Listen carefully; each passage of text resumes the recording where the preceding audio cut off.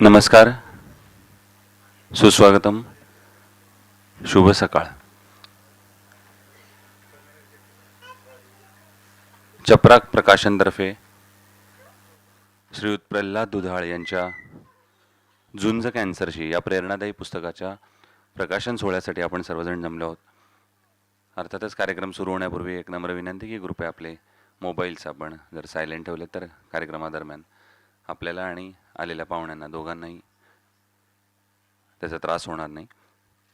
परवाच म्हणजे अर्थात 28 तारखेला श्रीमंत बाजीराव पेशवे यांच्या स्मृतिदिनानिमित्त एका कार्यक्रमाला गेलो होतो. आपल्याला सगळ्यांना माहिती आहे की बाजीराव पेशव्यांनी आजपर्यंत 41 लढाया लढल्या आणि त्यातली एकही लढाई ते हारले नाहीत, प्रत्येक लढाई जिंकले. अर्थात त्यांच्या अनेक धाडसाच्या वीराच्या पराक्रमाच्या कथा आपण सगळ्यांना माहिती असतील, पण त्यातला एक महत्त्वाचा मुद्दा होता म्हणजे त्यांचं असणारं मनोबल. प्रत्येक लढाईला, मोहिमेला निघण्यापूर्वी हा मनात ठाम विश्वास होता की ही लढाईसुद्धा मी जिंकूनच येणार.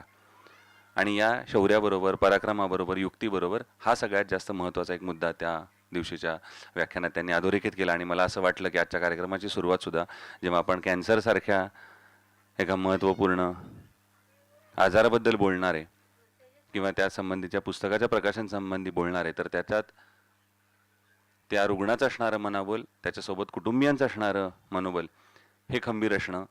कारण जो पेशंट एकदा घरातून हॉस्पिटलमध्ये ट्रीटमेंट घेण्यासाठी जाणार आहे, तो पुन्हा एकदा ती झुंज देऊन, तो लढा देऊन पुन्हा यशस्वी होऊन परत येणार आहे, ही सगळ्यात महत्त्वाची खात्री आणि विश्वास असणं फार महत्त्वाचं आहे. आणि तो असून त्यातून बाहेर पडून आपल्या पत्नीच्या या सगळ्या आजारावर, त्रासावर आणि अनुभवावर एक पुस्तक लिहावं ही संकल्पना तुम्हाला वाटली, त्याबद्दल आधी तुमचं कौतुक. अर्थात चपराकचं कौतुक, कारण त्यांनी अशा उपक्रमाला पाठिंबा दिला आणि आज आपण त्या सगळ्या निमित्तानं जमलो आहोत. सर्वप्रथम सगळ्या पाहुण्यांचा स्वागतपर सन्मान करण्याची विनंती मी सरांना करेन, पण त्याआधी त्यांना विनंती करेन की त्यांनी सगळ्यांना मंचावर घेऊन यावं. आज आपल्यामध्ये उपस्थित आहेत डॉक्टर योगेश भुरट, जनरल सर्जन, संचालक, नमो हॉस्पिटल, ज्यांच्या अध्यक्षतेखाली आजचा सोहळा होतोय. ते प्राध्यापक मिलिंद जोशी, प्रल्हाद दुधाळ सर, ज्यांच्या हस्ते आज पुस्तकाचं प्रकाशन होणार आहे ते संजय सोनवणी सर, आणि बालरोग तज्ज्ञ डॉक्टर सचिन इंगळे, या सगळ्यांना घेऊन मंचावर येण्याची विनंती मी चपराकचे संस्थापक आणि मुख्य संपादक घनश्याम पाटील यांना करेन. सगळ्या पाहुण्यांचा स्वागतपर सन्मान करण्याची विनंती मी घनश्याम पाटील सरांना करेन. चपराकचा एक पुस्तकांचा संच आणि पुष्पगुच्छ देऊन आपण स्वागत करणार आहोत. सर्वप्रथम आजच्या कार्यक्रमाचे अध्यक्ष प्राध्यापक मिलिंद जोशी,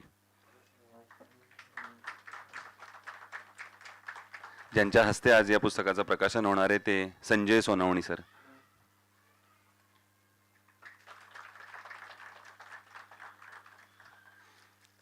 आजच्या कार्यक्रमासाठी विशेषत्वानं उपस्थित असलेले doctor Yogesh Bhurat, doctor Sachin Ingale sir काही कारणामुळे येऊ शकले नाही आहेत, आणि अर्थातच आजच्या पुस्तकाचे लेखक प्रल्हाद दुधाळ सर.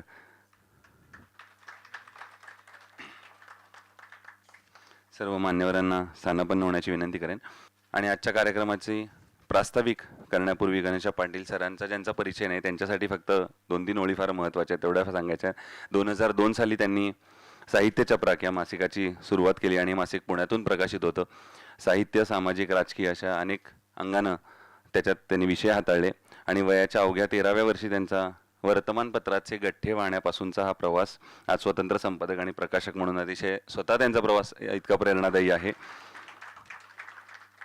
अर्थात चपराकच्या माध्यमातून ते अनेक पुस्तके प्रकाशित करतात आणि त्यातलं शेवटचं वाक्य आहे की लेखकांचा मानधन देऊन पुस्तक प्रकाशित करणारे प्रकाशक म्हणून त्यांची एक विशेष ओळख आहे. जोरदार आणि स्वागत करूया चपराकचे संस्थापक आणि मुख्य संपादक घनश्याम पाटील, आणि त्यांना विनंती करेन की त्यांनी प्रास्ताविक या ठिकाणी व्यक्त करावं. आजच्या कार्यक्रमाचे अध्यक्ष, लेखणी आणि वाणीवर जबरदस्त प्रभुत्व असणारे आमचे स्नेही मित्र गुरुवर्य प्राध्यापक मिलिंद जोशी सर, ज्यांच्या हस्ते आज पुस्तक प्रकाशित होत आहे. ते महाराष्ट्रातील सुप्रसिद्ध साहित्यिक, संशोधक आणि सगळ्यात महत्त्वाचं म्हणजे अमेरिकेत व्हाईट हाऊसमध्ये रेफरन्स बुक म्हणून ज्यांचं पुस्तक ठेवलं आहे असे एकमेव मराठी लेखक असलेले संजय सोनवणी सर. या पुस्तकाच्या निर्मितीत ज्यांचा खूप महत्त्वाचा वाटा आहे असे डॉक्टर बुरट सर, त्यांच्याविषयी पुस्तकात तुम्ही वाचणार आहातच. लेखक स्वतः दुधाळ सर, स्मिताताई, कस्तुरी काका, आमचे कमलापूरकर सर, कामठे काका, उपस्थित सगळेच मान्यवर. आजचा एक वेगळा प्रकाशन सोहळा आपण आयोजित केलेला आहे.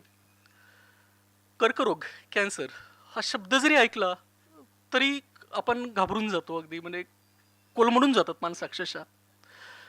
स्मिताताईंना जेव्हा कळलं, की या रोगाची आपल्याला लागण झालेली आहे, पण तिने ते इतकं धैर्यानं घेतलं आणि सगळ्यात महत्त्वाचं म्हणजे त्यांच्या पाठीशी दुधाळ सर खूप ठामपणे राहिले. त्यामुळे सर आम्हाला त्या ताजमहलाचं काही कौतुक नाहीये. तुमचं हे पुस्तक त्या ताजमहलापेक्षा निश्चितच महत्त्वाचं आहे.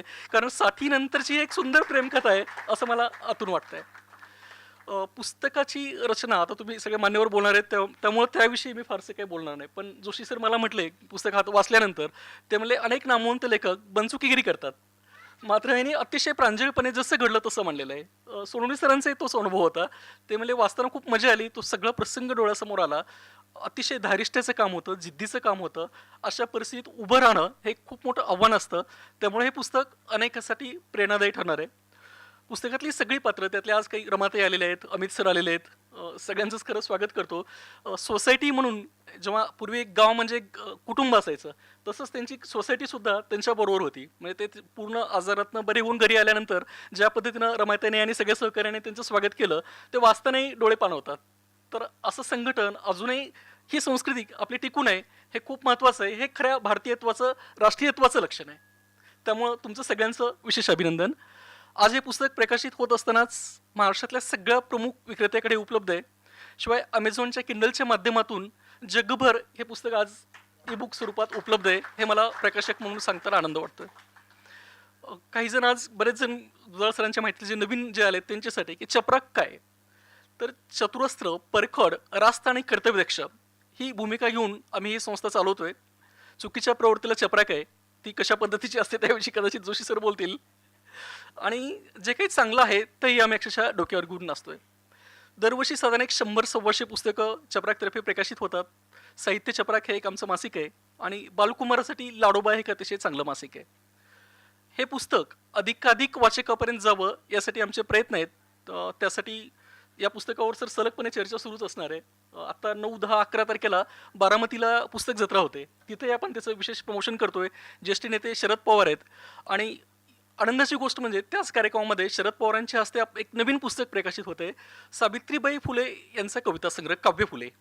तो 1854ला प्रकाशित झाला होता आणि 1854 नंतर खरं त्याची प्रेरणा सोनवणे सरच आहेत. त्यांनी अगदी आग्रहाने सांगितलं की सावित्रीबाई फुले कवयित्री होत्या हेही दुर्दैवानं अनेकांना माहिती नाही. तर त्यांचा एक चांगला कविता संग्रह आणि तो चपराकानं यावा तो शब्द प्रमाण म्हणून आम्ही तो मागच्या आठवडाभरात पूर्ण केलेला आहे आणि येत्या 9 तारखेला शरद पवारांच्या हस्ते बारामतीला त्याचं प्रकाशन होत आहे. खूप चांगली पुस्तकं निश्चितपणे आम्ही तुम्हाला वाचण्यासाठी देऊ. आवर्जून वाचा, इतरांना भेट द्या. म्हणजे कुठलाही कार्यक्रम असेल म्हणजे अगदी विकेंडची संस्कृती आहे. शनिवार रविवार हमखास आपण जेवायला बाहेर जातो. नवरा बायको आणि 2 मुलं म्हटलं तरी किमान 3-4 हजार हॉटेलला जातात. मात्र 100-200 रुपयाचं पुस्तक विकत घेताना मराठी माणूस विचार करतो याचं मला प्रकाशक म्हणून वाईट वाटतं, खंत वाटते. त्यामुळे आवर्जून पुस्तकं विकत घ्या. कुठल्याही निमित्तानं लग्न असेल, मुंज असेल, बारसं असेल, कुठल्याही निमित्तानं वाढदिवस असेल, पुस्तकं आवर्जून भेट द्या. एवढंच सांगतो. हे पुस्तक अधिकाधिक वाचकापर्यंत जावं यासाठी शुभेच्छा देतो. दुधाळ सरांची यापूर्वी आम्ही 2 पुस्तकं केली होती. सजवलेले क्षण हा एक कविता संग्रह प्रचि शेजवळकर सरांच्या हस्ते त्याचं प्रकाशन झालं होतं. खूप छान कार्यक्रम झाला होता. डॉक्टर श्रीपाल सबनीस सर होते आणि मनादर्पणा हा एक ललित संग्रह. मनादर्पणाची आवृत्ती संपली सर, ती आवृत्ती आपण लवकरच प्रकाशित करू. आज 3रं अपत्य चपराकतर्फे त्यांचं येत आहे.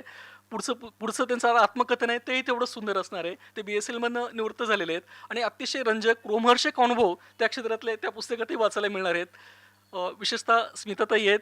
तुम्हाला वंदन करतो. ज्या धैर्यानं तुम्ही ठाम राहिलात आणि कुठेही चलबिचल नाही, कसला संकोच नाही की यस हे आपण स्वीकारलंय आणि लढायचं या भावनेतनं तुम्ही केलं.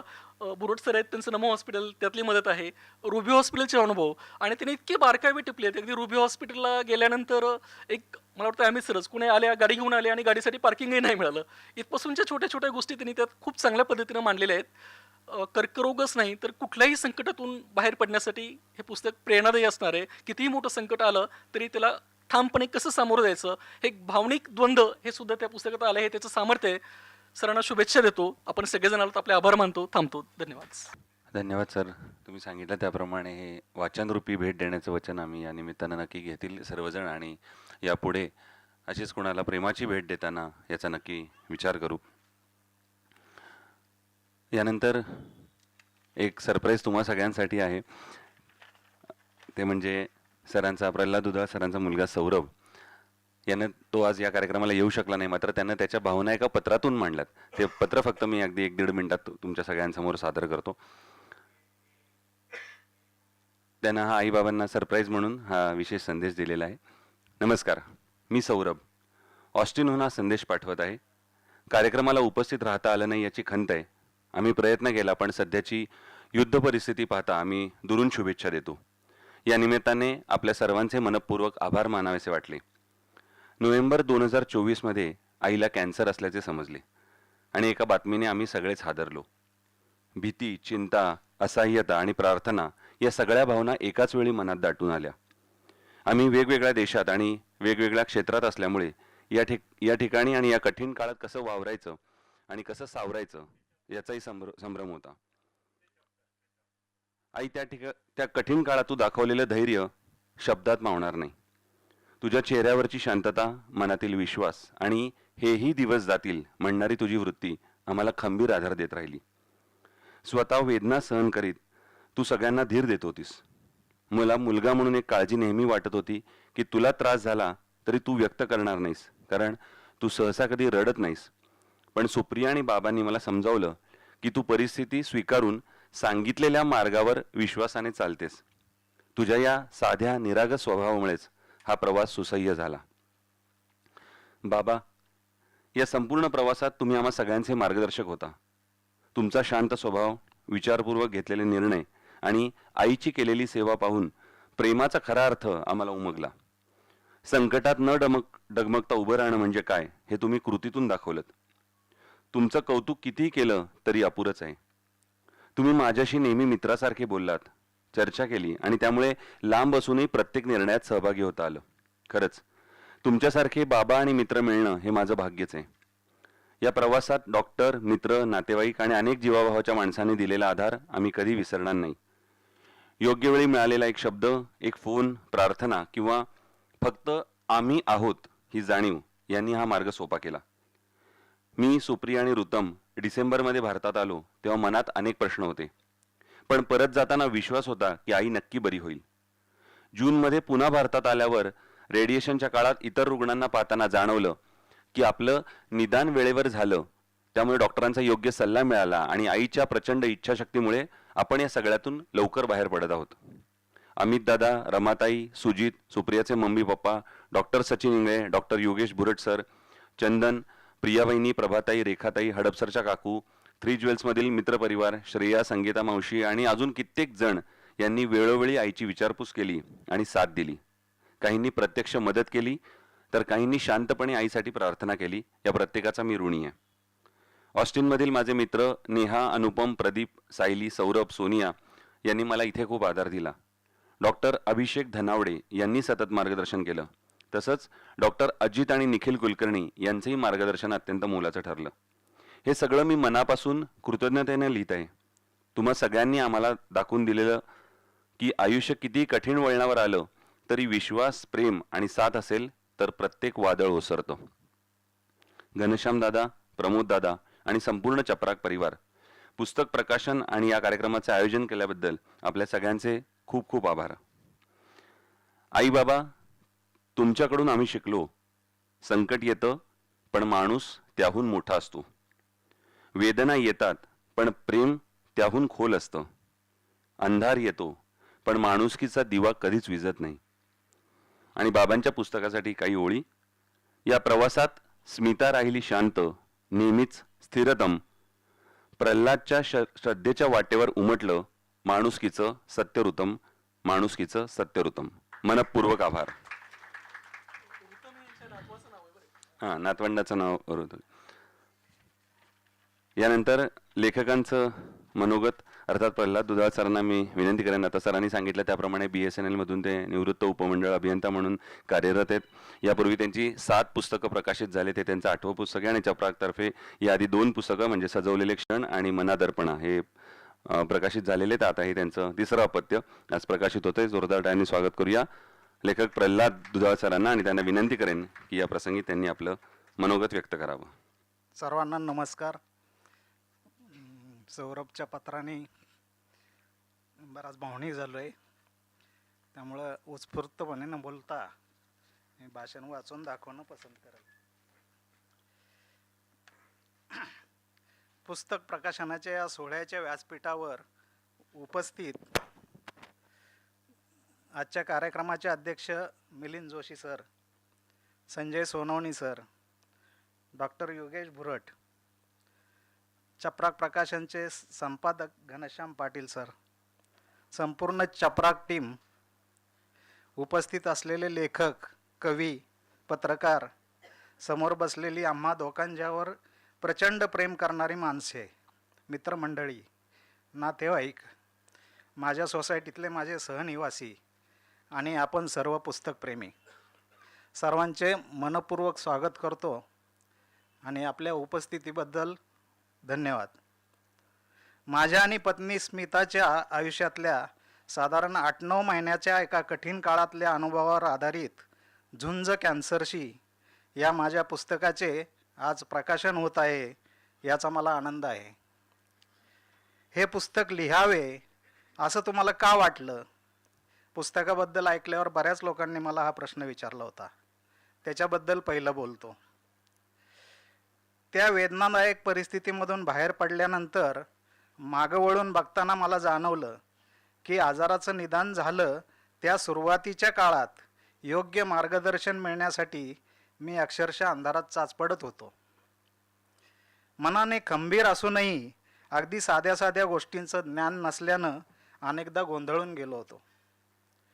आमचं भाग्य मोठं म्हणून आम्हाला योग्य वेळी योग्य माणसं मार्गदर्शनासाठी लाभली. त्यामुळे फारशी हानी न होता आम्ही मार्ग काढू शकलो. त्या काळातले माझे दैनंदिन अनुभव जर मी शब्दबद्ध केले तर एखाद्या अशाच संकटात सापडलेल्या व्यक्तीला मार्गदर्शन होऊ शकेल. या विचारातून मी ते अनुभव लिहून काढले. लिहिताना आपण याचं पुस्तक करावं की नको याबद्दल मात्र द्विधा मनस्थिती होती. नाही म्हटलं तरी हे वैयक्तिक अनुभव आहेत आणि त्याचं पुस्तक झालं तर हे सार्वजनिक होतील माझे अनुभव आणि मग कदाचित लोक काय म्हणतील या दडपणाने मी सुरुवातीला कच खात होतो. यावर मी स्मिताशी ओपनली चर्चा केली. पुन्हा वाचन केल्यावर लक्षात आलं की या लिखाणाच्या रूपाने माझ्या हातून एक जिवंत संघर्ष कथा आकाराला आली आहे आणि ती जर माझ्या वहीतच राहिली तर काय उपयोग. अजून एक विचार मनात होता. स्मिताच्या कॅन्सररूपी आजाराचे संकट समोर उभे ठाकले तेव्हा मी सुरुवातीला जरी गोंधळून गेलो होतो तरी अशा संघर्षातून मार्ग काढण्याची अगदी बालपणापासून मला सवय असल्याने आणि जीवनात कितीही कठीण प्रसंग आल्या तरी निकराच्या क्षणी एक अदृश्य हात मला नेहमीच मदत करत आलेला आहे. या ठाम विश्वासामुळे मी लगेच सावरलो आणि कामाला लागलो. माझा तो संघर्ष मी इथे सांगत बसणार नाही किंवा स्मिताच्या आजारात मी काय काय केलं तेही सांगणार नाही, कारण ते सगळं पुस्तकात तपशीलवार आलं आहे. मन खंबीर करून आम्ही पहिली गोष्ट काय केली असेल तर समोर उभ्या ठाकलेल्या वास्तव परिस्थितीचा दोघांनीही स्वीकार केला आणि उपलब्ध असलेल्या आधुनिक उपचारांचा शोध घ्यायला सुरू केलं. दुसरी महत्त्वाची गोष्ट केली ती म्हणजे समोर आलेल्या कठीण परिस्थितीशी 2 हात करण्याचा विचारपूर्वक नियोजन केलं. तिसरी पायरी होती ते जे काही नियोजन केलं त्यावर कार्यवाही करणं. मुख्य म्हणजे या तिन्ही पायऱ्या पार करण्यासाठी मला खऱ्या अर्थाने बळ दिलं ते माझ्या आयुष्यात मी जोडलेल्या प्रेमळ माणसांनी. कोणत्याही गंभीर आजारात डॉक्टरांनी दिलेले उपचार आणि औषधं त्यांचं काम करतातच, पण पेशंटची त्यातून बाहेर पडण्यासाठीची प्रबळ इच्छाशक्ती सर्वात मोठी जादू करते. कुटुंबातले सदस्य आणि त्यातल्या त्यात पेशंटचा जोडीदार यात खूप महत्त्वाची भूमिका असते. हे मी वाचलं होतं, पण याचा खरा अनुभव मी स्मिताच्या आजारपणात घेतला. तिच्या प्रचंड मनोबलामुळेच तिचा काळजीवाहक म्हणून मी माझी भूमिका यशस्वीपणे पार करू शकलो. या कठीण प्रवासात अक्षरशः देवदूत होऊन मला मदत करण्यासाठी अनेक माणसे धावली. खास करून माझे व्याही करणे भाऊ आणि ताई, सुजित, डॉक्टर सचिन, अमित, रमा, डॉक्टर श्रीवसव कुळे, श्रीवसव एकबोटे, सोसायटीतले माझे शेजारी, माझे नातेवाईक, मित्रमंडळी, हॉस्पिटलमधले ज्युनियर डॉक्टर्स, नमो हॉस्पिटल आणि रुबी हॉलचा स्टाफ, इन्शुरन्स कंपनीचा स्टाफ अशा सर्वांनी मला खूप सहकार्य केलं. या प्रवासात आम्हाला सपोर्ट करणाऱ्यांची ही यादी खूपच मोठी आहे. मी इथं सर्वांची नावं घेणार नाही, कारण माझ्या पुस्तकाच्या पानापानावर ही सगळी मंडळी तुम्हाला भेटणार आहेत. निरपेक्ष प्रेमाच्या नात्याने जोडलेल्या या सर्वांनी योग्य वेळी प्रत्यक्ष किंवा अप्रत्यक्ष मदत झाली, म्हणून कमीत कमी झळ लागून आम्ही त्यातून बाहेर पडलो. खास करून doctor Bhurat sir, doctor Rajbhoj sir, doctor Hegde sir यांच्याकडून वेळोवेळी मिळालेलं मार्गदर्शन आणि उत्तम क्वालिटीचे उपचार यासाठी मी त्यांचा कायम ऋणी राहीन. या सर्वांचे खूप खूप धन्यवाद. इथे आम्ही दोघे उपचारांची लढाई लढत असताना परदेशात असलेला माझा मुलगा सौरभ, सुनबाई डॉक्टर सुप्रिया आणि नातू रितम जरी व्हिडिओ कॉलवरून रोज इथला अपडेट घेत होते, तरी गरजेच्या वेळी आपण इथं नाही याची खंत, काळजीपोटी होणारी तगमग त्यांच्या बोलण्यातून जाणवत होती. तिकडे त्यांना मानसिक बळ द्यायचं काम सौरभचे मित्र प्रदीप, सायली, अनुपम चव्हाण, नेहा चव्हाण, मालुसरे, सोनिया आणि सौरभ जोशी यांनी आपुलकीनं केलं. माझा इथं माणसं जोडण्याचा जो वारसा आहे त्यानं तिकडेही जपला आहे, याचा मला आनंद आहे.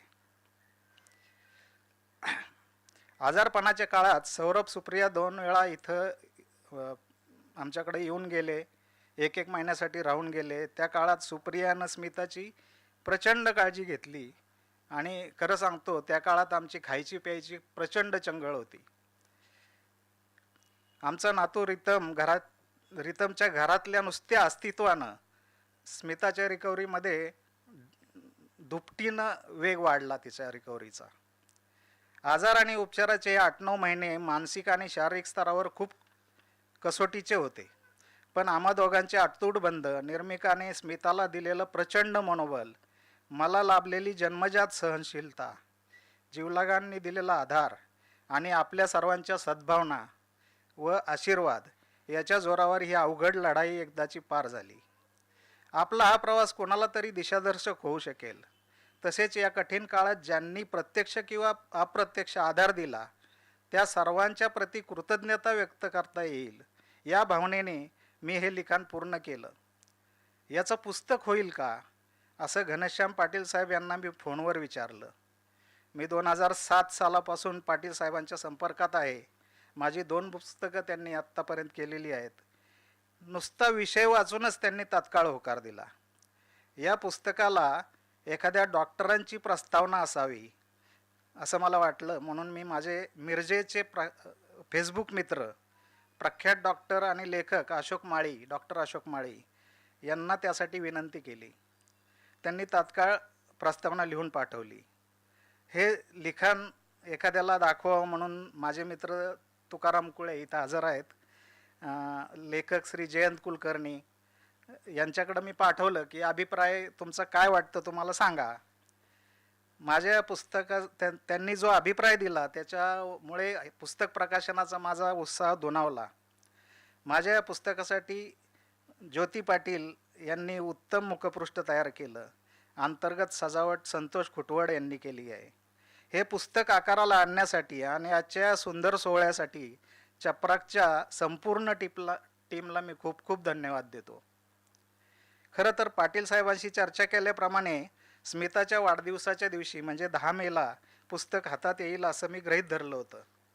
पण तब्बल 18 दिवस आधी 23 एप्रिल रोजी पुस्तकाचे गट्टे घेऊन पुस्तक दिनाच्या मुहूर्तावर पाटील साहेब आणि चपराकचे कार्यकारी संपादक प्रमोद येवले अचानक माझ्या घरी आले आणि आम्हाला आश्चर्याचा धक्का दिला. आजच्या प्रकाशन सोहळ्याला एका उंचीवर नेण्यासाठी विनंतीला मान देऊन डॉक्टर योगेश भुरट सर उपस्थित राहिले. Doctor Sanjay Sonawani sir, Milind Joshi sir, मी खूप खूप आभारी आहे. आम्हा दोघांवर असलेल्या प्रेमापोटी कार्यक्रमाला उपस्थित राहून आपण सर्वांनी आम्हाला शुभेच्छा आणि आशीर्वाद दिलेत त्याबद्दल खूप खूप धन्यवाद. शेवटी ही कविता खरं तर मी आधी घेणार होतो, पण कदाचित पुढचं भाषण वाचू शकलो नसतो, म्हणून स्मितासाठी एक भावकविता. उमजत नाही समजत नाही ही कविता माझ्या सजवलेल्या क्षणमध्ये 15 साली आपण घेतलेली होती. उमजत नाही समजत नाही असेल कसा भविष्यकाळ, उमजत नाही समजत नाही असेल कसा भविष्यकाळ, पुढ्यात असेल काय वाढलेलं जर वर्तमानाशी तुटली नाळ. अजूनही होते मन हे कातर, आठवता भेट पहिली वैली, 7 जन्माच्या शपथा हळव्या, झालेली वाट ही आपली एक ही आपली. संसार वेल फुल्ली भरलेली, स्वप्ने सगळी साकारलेली, आठवते आयुष्याच्या संध्याकाळी सुखदुःखातली वाट चाललेली. भयभीत मी होईल काय माझे, भयभीत मी होईल काय माझे, अर्ध्यावरती साथ सुटल्यावर असेल कसे जीवन सकये, माझ्यातून तुला वजा केल्यावर, माझ्यातून तुला वजा केल्यावर. आपले खूप खूप धन्यवाद. धन्यवाद सर. तुम्ही म्हणलात त्याप्रमाणे खरंच अशा प्रसंगी या भावनांना आवर घालून शब्दांना मोकळं कसं करायचं ही फार अवघड असतं, पण पुन्हा एकदा आपले मनापासून आभार. यानंतर आपण थेट पुस्तक प्रकाशनाकडे वळणार आहोत. दुधाळ सरांनी लिहिलेले आणि चपराक प्रकाशन यांच्यातर्फे मी स्मिताताईंनी मंचावर येण्याची विनंती करेन आणि सुप्रसिद्ध साहित्यिक आणि संशोधक संजय सोनवणी सर यांच्या हस्ते सुप्रसिद्ध साहित्यिक आणि वक्ते प्राध्यापक मिलिंद जोशी यांच्या अध्यक्षतेखाली नमो हॉस्पिटलचे संचालक डॉक्टर योगेश भुरट यांच्या उपस्थितीत आज या पुस्तकाचं प्रकाशन होत आहे.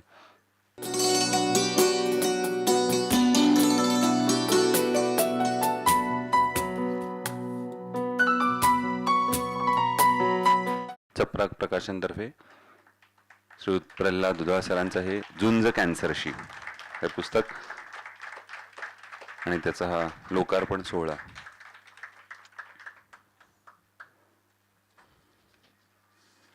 यांना सगळ्या मान्यवरांना आसनस्थ होण्याची विनंती करेन. डॉक्टर योगेश भुरट सर हे जनरल सर्जन आहेत, नमो हॉस्पिटलचे संचालक आहेत. गेल्या 17 वर्षांपासून अधिक काळ क्लिनिकल अनुभव असलेले अत्यंत अनुभवी general surgeon, laparoscopic surgeon, endoscopist आणि गॅस्ट्रो इंटेस्टाईन स्पेशलिस्ट आहेत आणि पुण्यातील अग्रगण्य लॅप्रोस्कोपिक आणि गॅस्ट्रो इंटेस्टाईन सर्जनपैकी एक ते ओळखले जातात. डॉक्टर योगेश भुरट सरांना आता मनोगत व्यक्त करण्याची विनंती मी या प्रसंगी करेन. नमस्कार. साहित्यिक सगळे उपस्थित आहेत आणि आमचं हे क्षेत्र नाही बोलणं, आमचं काम आहे फक्त ट्रीटमेंट देणं. हे अशा ह्याला मी पहिल्यांदाच हजर आहे आणि माझे मित्रच खरंच प्रल्हाद दुधाळ सर, स्मिता मॅडम हे ॲज अ पेशंट म्हणून आमचं सुरुवात झाली, पण ॲज अ फॅमिली म्हणून आम्ही आता एकमेकांबरोबर वावरत आहोत, म्हणून मी त्यांना मित्रच म्हणेन. सुरुवात आमची ओळख ही त्यांच्या हर्नियाच्या ऑपरेशनपासून झाली आणि तेव्हापासून मी त्यांना ओळखतो आणि आत्ता ह्या पूर्ण ट्रीटमेंटमध्ये आम्ही बरोबरच होतो. मंचावर उपस्थित मिलिंद सर, संजय सर, चपराकचे घनश्याम सर, प्रमोद सर आणि पूर्ण चपराकची टीम आणि उपस्थित श्रोते, पुस्तकाबद्दल बोलण्यासाठी मी फार म्हणजे त्या साहित्य क्षेत्रातला नाही आहे, पण जो विषय आहे कॅन्सर ह्याबद्दल नक्की तुमच्याशी एक थोडे काही माझे मनोगत आहे ते शेअर करीन. पुस्तक मी पूर्ण वाचलं. एका वेळेस मला सरांनी दिलं, मागच्या आठवड्यातच दिलं, मी घेतलं, ते वाचायला सुरुवात केलं, ते शेवटपर्यंत न चुकता म्हणजे पूर्ण वेळ, रात्र उशीर झाली तरी वाचत गेलो, कारण त्या प्रवासाचं मी पण एक असं म्हणाल की मी पण एक त्याच्यात इन्वॉल्ड आहे आणि जे काही आधीपासून घडत गेलं ते पूर्ण स्टोरी शेवटपर्यंत माझ्या डोळ्यासमोर तारखेपासून ते सगळं येत गेलं. आणि ह्याच्यातून मुख्य गोष्ट मला फार म्हणजे जाणवली ती की आमचं काम असतं सल्ला देणं, की आम्ही सांगतो की बाबा हे असं आहे, हे याला हे करायला लागेल. असे भरपूर पेशंट येतात, प्रत्येकाला जेन्युइन एथिकल सल्ला देणं हे माझं कामच आहे, पण ते दिल्यावरती पेशंटच्या मनात काही प्रश्न असतात, त्यांच्या घरच्यांच्या लोकांमध्ये काही त्याच्यातले प्रश्न असतात, किंवा त्या वेळेला काय चॉईस करावं किंवा कसं जावं ह्याबद्दल त्यांच्या मनात येणारे प्रश्न जे आहे ना ते ह्या पुस्तकाद्वारे आम्हाला ॲज अ डॉक्टर म्हणून लक्षात आले. म्हणजे ह्याच्यानी काय होतं की मानसिकता कशी आहे त्याच्यातून पुढे त्यांच्या निर्णयामध्ये किंवा काही त्याच्यातले काही पॉइंट किंवा त्याच्यातले काही चॉईस करण्यामध्ये चूक नको व्हायला म्हणून आम्ही ह्याच्या पुढे जास्त जिद्दीने की बाबा हे सांगताना ही गोष्ट काळजी घ्यायला पाहिजे किंवा हे करताना आपल्याला अजून काय करायला पाहिजे हे मला ह्या पुस्तकद्वारे फार छानपणे कळालं. पूर्ण पुस्तकात म्हणजे हेड्स ऑफ आमचे पेशंट जे स्मिताताई आहेत त्यांनी पूर्णपणे 100% पूर्ण आपण म्हणतो ना जिद्दीने न घाबरता या आजाराला सामोरे गेले. असे खूप कमी पेशंट असतात. बऱ्याच वेळेस काय होतं कॅन्सरचं डायग्नोसिस झालं की पेशंटला किंवा नातेवाईकांना कसं सांगायचं हे खूप मोठा प्रश्न असतो आमच्याकडे. की बऱ्याच वेळेस नातेवाईक येतात की अरे त्यांना सांगू नका आपण ट्रीटमेंट सुरू करू. आता कोणीही एवढं अडाणी नसतं की सांगितलं नाही तर कळणार नाही असं नसतं. शेवटी काय असतं की ट्रीटमेंट रिपोर्ट पुढची किमो किंवा रेडिएशन किंवा सर्जरी ह्या वेळेस ते सांगणं गरजेचंच असतं.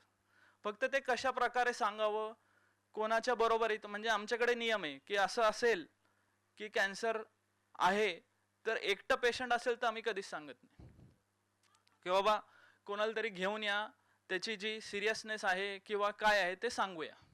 आणि खरं सांगतो की आत्ता आधीसारखं राहिलेलं नाही आहे की कॅन्सर झालं म्हणजे आता अवघड आहे आता फार कमी काळ राहिला आहे आता ह्याची ट्रीटमेंटच होऊ शकत नाही असं बिलकुल नाही. मी या पुस्तकाच्या माध्यमातून किंवा या ह्याच्यातून सांगू इच्छितो की आता असा काळ नाही आहे.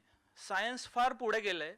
स्टेज 4 डिसीज म्हणजे स्टेज 4 कॅन्सर पण 100% पूर्णपणे बरा होईल. माझ्याकडेच कमीत कमी एक 50 पेशंटची लिस्ट असेल जी स्टेज 4 कॅन्सरची आहे and they have survived more than 5 years. आमच्या पुस्तकी भाषेत 5 इयर सर्वायवल रेट म्हणजे 100% क्युअर असतो. आत्ता तर ह्या ह्याच्यात तर आम्ही आता we are progressing to 10 year survival rate. कारण आपल्याकडे इंडियामध्ये भरपूर लेटेस्ट टेक्नॉलॉजीज अवेलेबल आहे.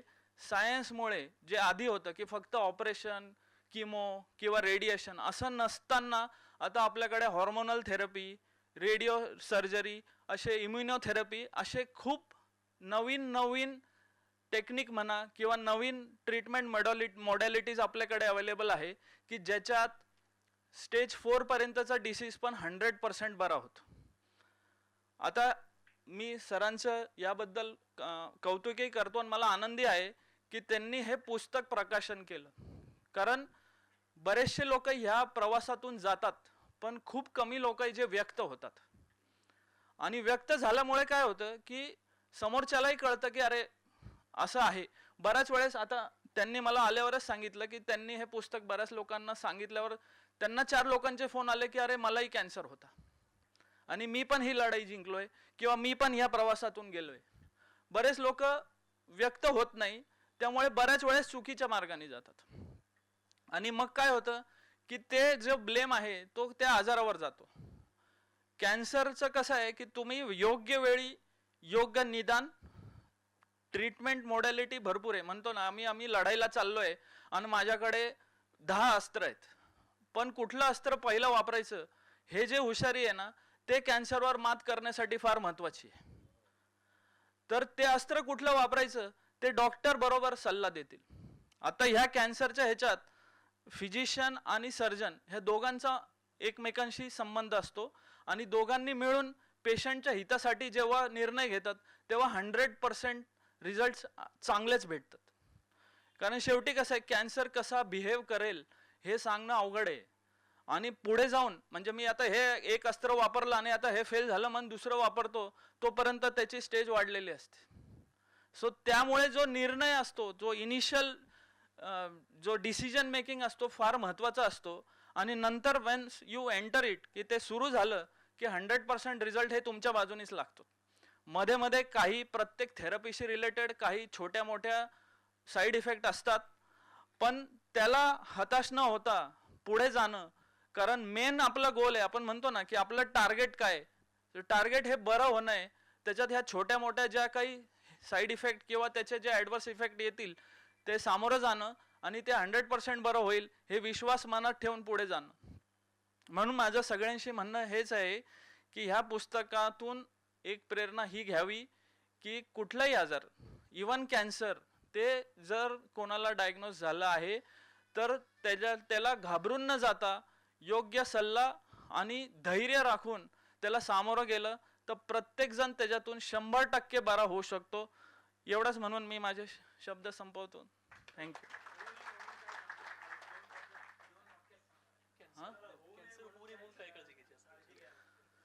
कसं आहे, बऱ्याचशा कॅन्सरचे काही पॉझिटिव्ह फॅक्टर्स आपल्याला माहिती आहेत. ओके, बऱ्याचशे माहीत नाही आहे. आमच्या भाषेत त्याला इडिओपॅथिक म्हणतात की बाबा का होणार आहे हे माहीत नाही.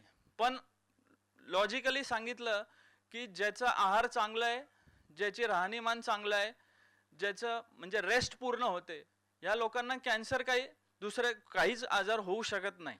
तर त्याच्यासाठी महत्त्वाचं काय, there should be no addiction. Okay, कुठल्याही प्रकारचं वाईट म्हणजे व्यसन असू नये, वेळेवर जेवण करावं, पूर्ण झोप घ्यावी. तर असं नाही की हे केल्याने कॅन्सर होणार नाही, नक्कीच प्रमाण कमी होईल. पण काही कॅन्सर आहे ना, त्यांचं अजूनही, जसं की ब्रेस्ट कॅन्सर किंवा ओव्हेरियन कॅन्सर, हे हॉर्मोनल इन्वॉल्ड असतात, म्हणजे हॉर्मोन्स असतात, त्यांचे काही लेवल्स वर खाली झाले तर होतात. तर बेसिक अंडरलाईन गोल्डन वर्ड एवढंच आहे की तुम्ही तुमच्या हेल्थवर काळजी घ्या. म्हणजे असं नाही की स्ट्रिक्ट रुटीन फॉलो करा, बट ॲटलिस्ट हा हेल्दी लाईफस्टाईल रोजच्या तुमच्या ह्याच्यात एक 20 ते 25 मिनिटांचा व्यायाम पाहिजे, वेळेवर जेवण पाहिजे, झोप पूर्ण घ्यायला पाहिजे 7 तासाची, आणि कुठलंही व्यसन नको. एवढं फॉलो केलं तर कॅन्सर काय कुठलाही आजार लवकर होणार नाही.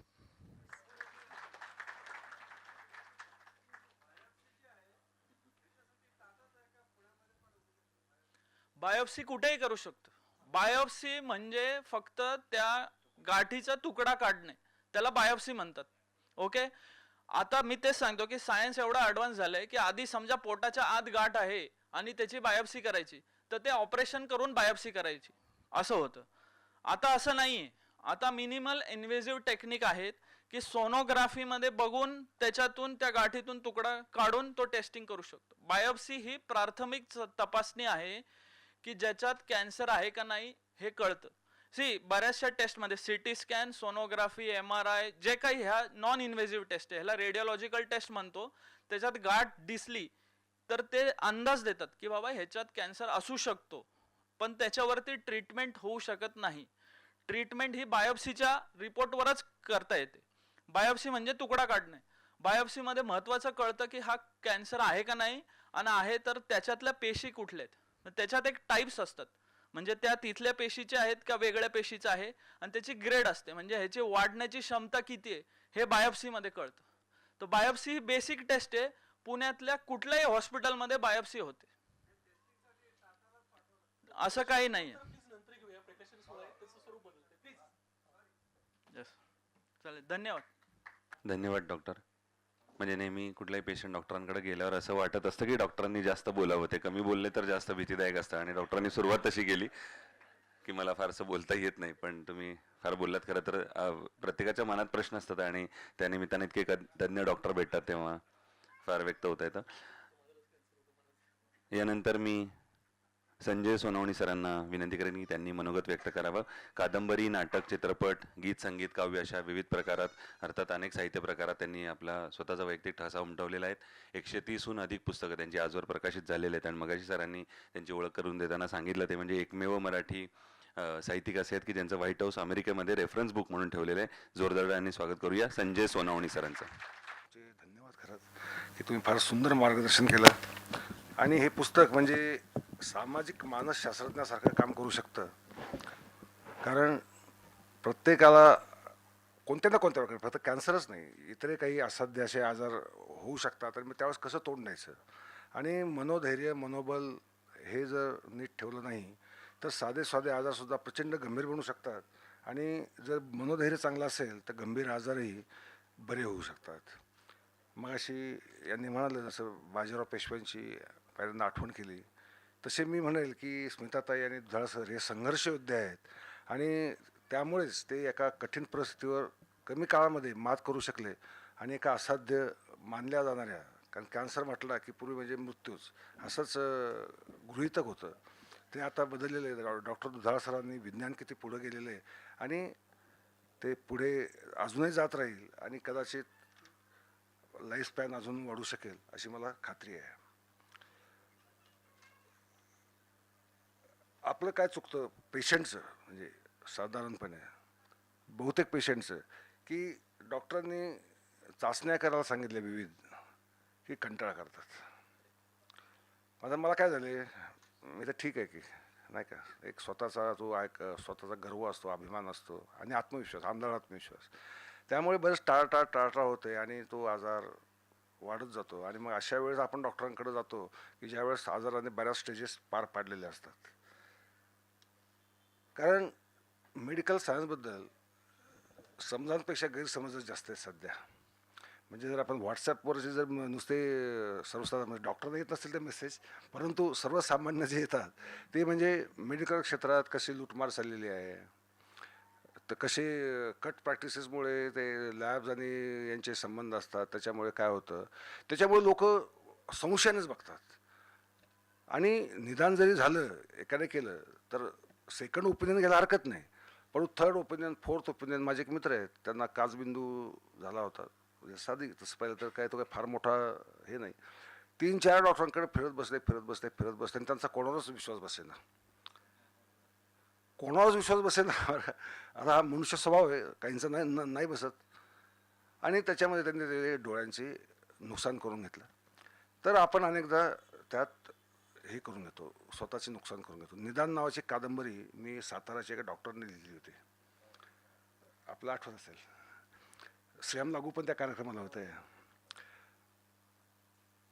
तर या कादंबऱ्या मेडिकल थ्रिलर्सने लोकांची भीती जास्त वाढवलेली आहे जास्त. म्हणजे ती कादंबरी काय होती की ओव्हरीमध्ये म्हणजे गर्भाशयामध्ये गाठीचं निदान होतं आणि ते डॉक्टर काय करतात की ते कॅन्सर झाला समजून ते पिशवीच काढून टाकतात, असं स्वरूपाची ती कादंबरी होती. मग त्यानंतर मग यांनी केलेला संघर्ष आणि ते सत्यशोधन वगैरे वगैरे अशी कादंबरी होती.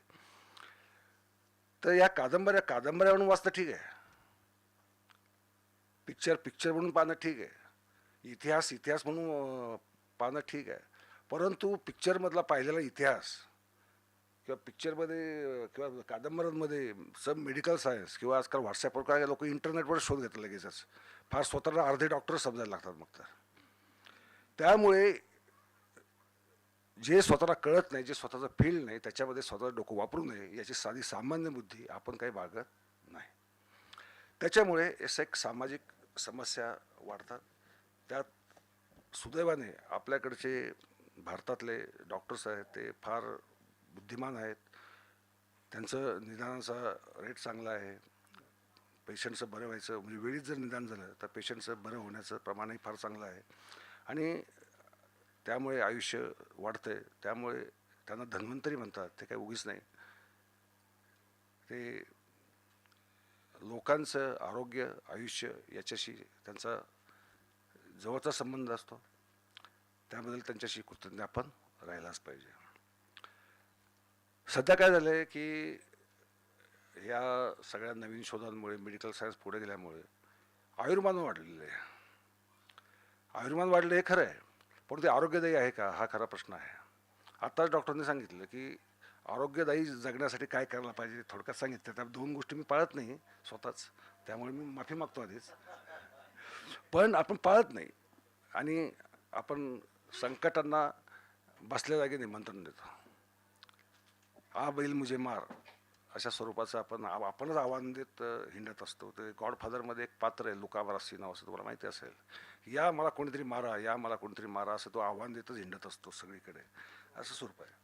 हे आयुर्मान वाढण्याचं आता येत्या 20 ते 25 वर्षामध्ये भारताला काय संकट आहे. आता भारत हा तरुण लोकांचा देश मानला जातो, बरोबर ना. तरुणांची संख्या जास्त आहे, त्यात बेरोजगार 6-6.5 कोटी आहे, तो भाग वेगळा, परंतु तरुणांचा देश आहे. परंतु येत्या 20 ते 25 वर्षामध्ये भारत हा म्हाताऱ्यांचा देश होणार आहे आयुर्मान वाढल्यामुळं. आणि हे रोगट आयुर्मान वाढल्यामुळे जी भारतावर जी समस्या येणार आहे ती एवढी भयंकर असणार आहे की ज्याची आपण आज कल्पना करू शकत नाही. त्यात हवामान बदल जे होत आहे त्याच्यामुळे तर होणाऱ्या आजारांचं प्रमाण आता भविष्यात अजून कसं त्यात परिवर्तन होणार आहे आज आपण कल्पना करू शकत नाही. करोनासारख्या साथी कदाचित अजून वेगवेगळे जीवाणू विषाणू येतील आणि परत काय होईल तेही आपल्याला माहीत नाही आहे. आपण आज म्हणजे भारतीय नागरिक म्हणून का आपलं भारत सरकार म्हणून म्हाताऱ्या देशासाठी त्यांची धोरणं काय असतील, त्यांच्यासाठी व्यवस्था काय असतील, सुविधा काय असतील, म्हणजे आरोग्याच्या सुविधा झाल्या, बऱ्याच प्रकारच्या सुविधा लागणार आहेत. त्याच्यासाठी आपण समाज म्हणून किती तयार आहोत हे आपल्याला पाहावं लागेल. आता एकत्र कुटुंब पद्धती भारतातली एकेकाळी होती, आपली परंपरा होती, चांगली परंपरा होती. पण आता ते राहणीमान बदललेले, जीवनमान बदललेले, ते आता काही शक्य होत नाही, नाही का. त्यामुळे कुटुंब छोटी छोटी छोटी होत गेलेली आहेत. आता नाईलाजाने मुलं आई वडिलांबरोबर राहू शकत नाही, त्यांचा काहीतरी कुठेतरी त्यांचं शेवटी करिअर असतं आणि ते स्वाभाविक आहे, त्यात काही वावगं काहीच नाही आहे.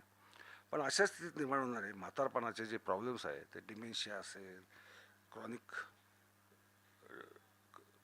डिसऑर्डर्स असतील, हाडांचे विकार आहेत, म्हणजे थोडंफार पडलं झडलं तर लगेच हाडच मोडतं सरळ, बाकी काही आधीमध्ये काही होतच नाही.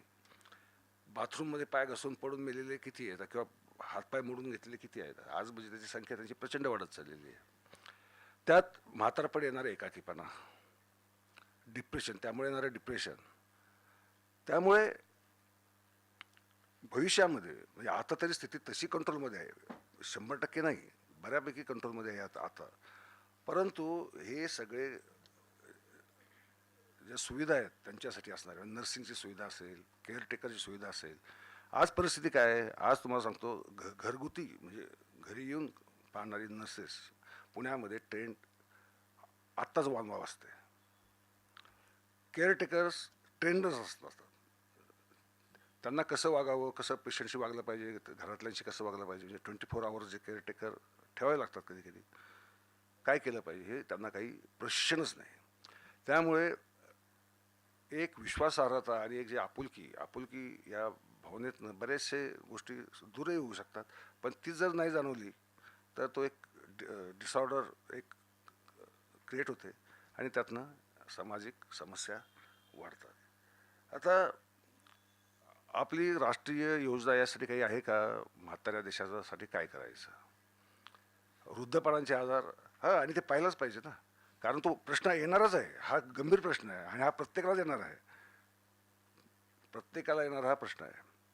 त्यासाठी आपण सरकारकडे एक नागरिक म्हणून आपलं कोणाचं त्याकडं प्रश्नाकडं होऊ शकणार नाही. आज सुद्धा प्रश्न आहेतच, तो त्याचं प्रमाण जरी कमी असलं किंवा काही लोक सांगत नसले किंवा दुधाळ सरांसारखं लिहित नसले, तो प्रश्न नाही असं म्हणता येत नाही, तो प्रश्न आहे. त्या प्रश्नाकडं आपण करणार काय. दुधाळ सरांनी खरं तर फार सिंपल साध्या भाषेत लिहिलेलं आहे, पण त्याच्या वाक्याच्या आडं दडलेला जो घन एक इतिहास आहे तो वाचताना जाणवतो. ते फारसे भावनिक कुठं त्यात झाले नाही, फार चांगली गोष्ट आहे. त्यामुळे प्रत्येकाला त्यातनं काहीतरी शिकण्यासारखं आहे, काहीतरी मार्गदर्शन घेण्यासारखं आहे की कसं तोंड द्यावं, किती साधेपणाने ते घेतलं पाहिजे. पण नाही म्हटलं तरी तो त्या काळात ज्यावेळेस माणसं जातात त्यावेळेस मानसिक यातना किती असतात याची कल्पना मला वाटतं त्यांनी तर पाहिलीच असेल. आणि कोणी ना कोणी आजारी असतं, समजा स्वतः नाही पडलं तरी त्यावेळेस आपण बघतच असतो. तर हॉस्पिटलमध्ये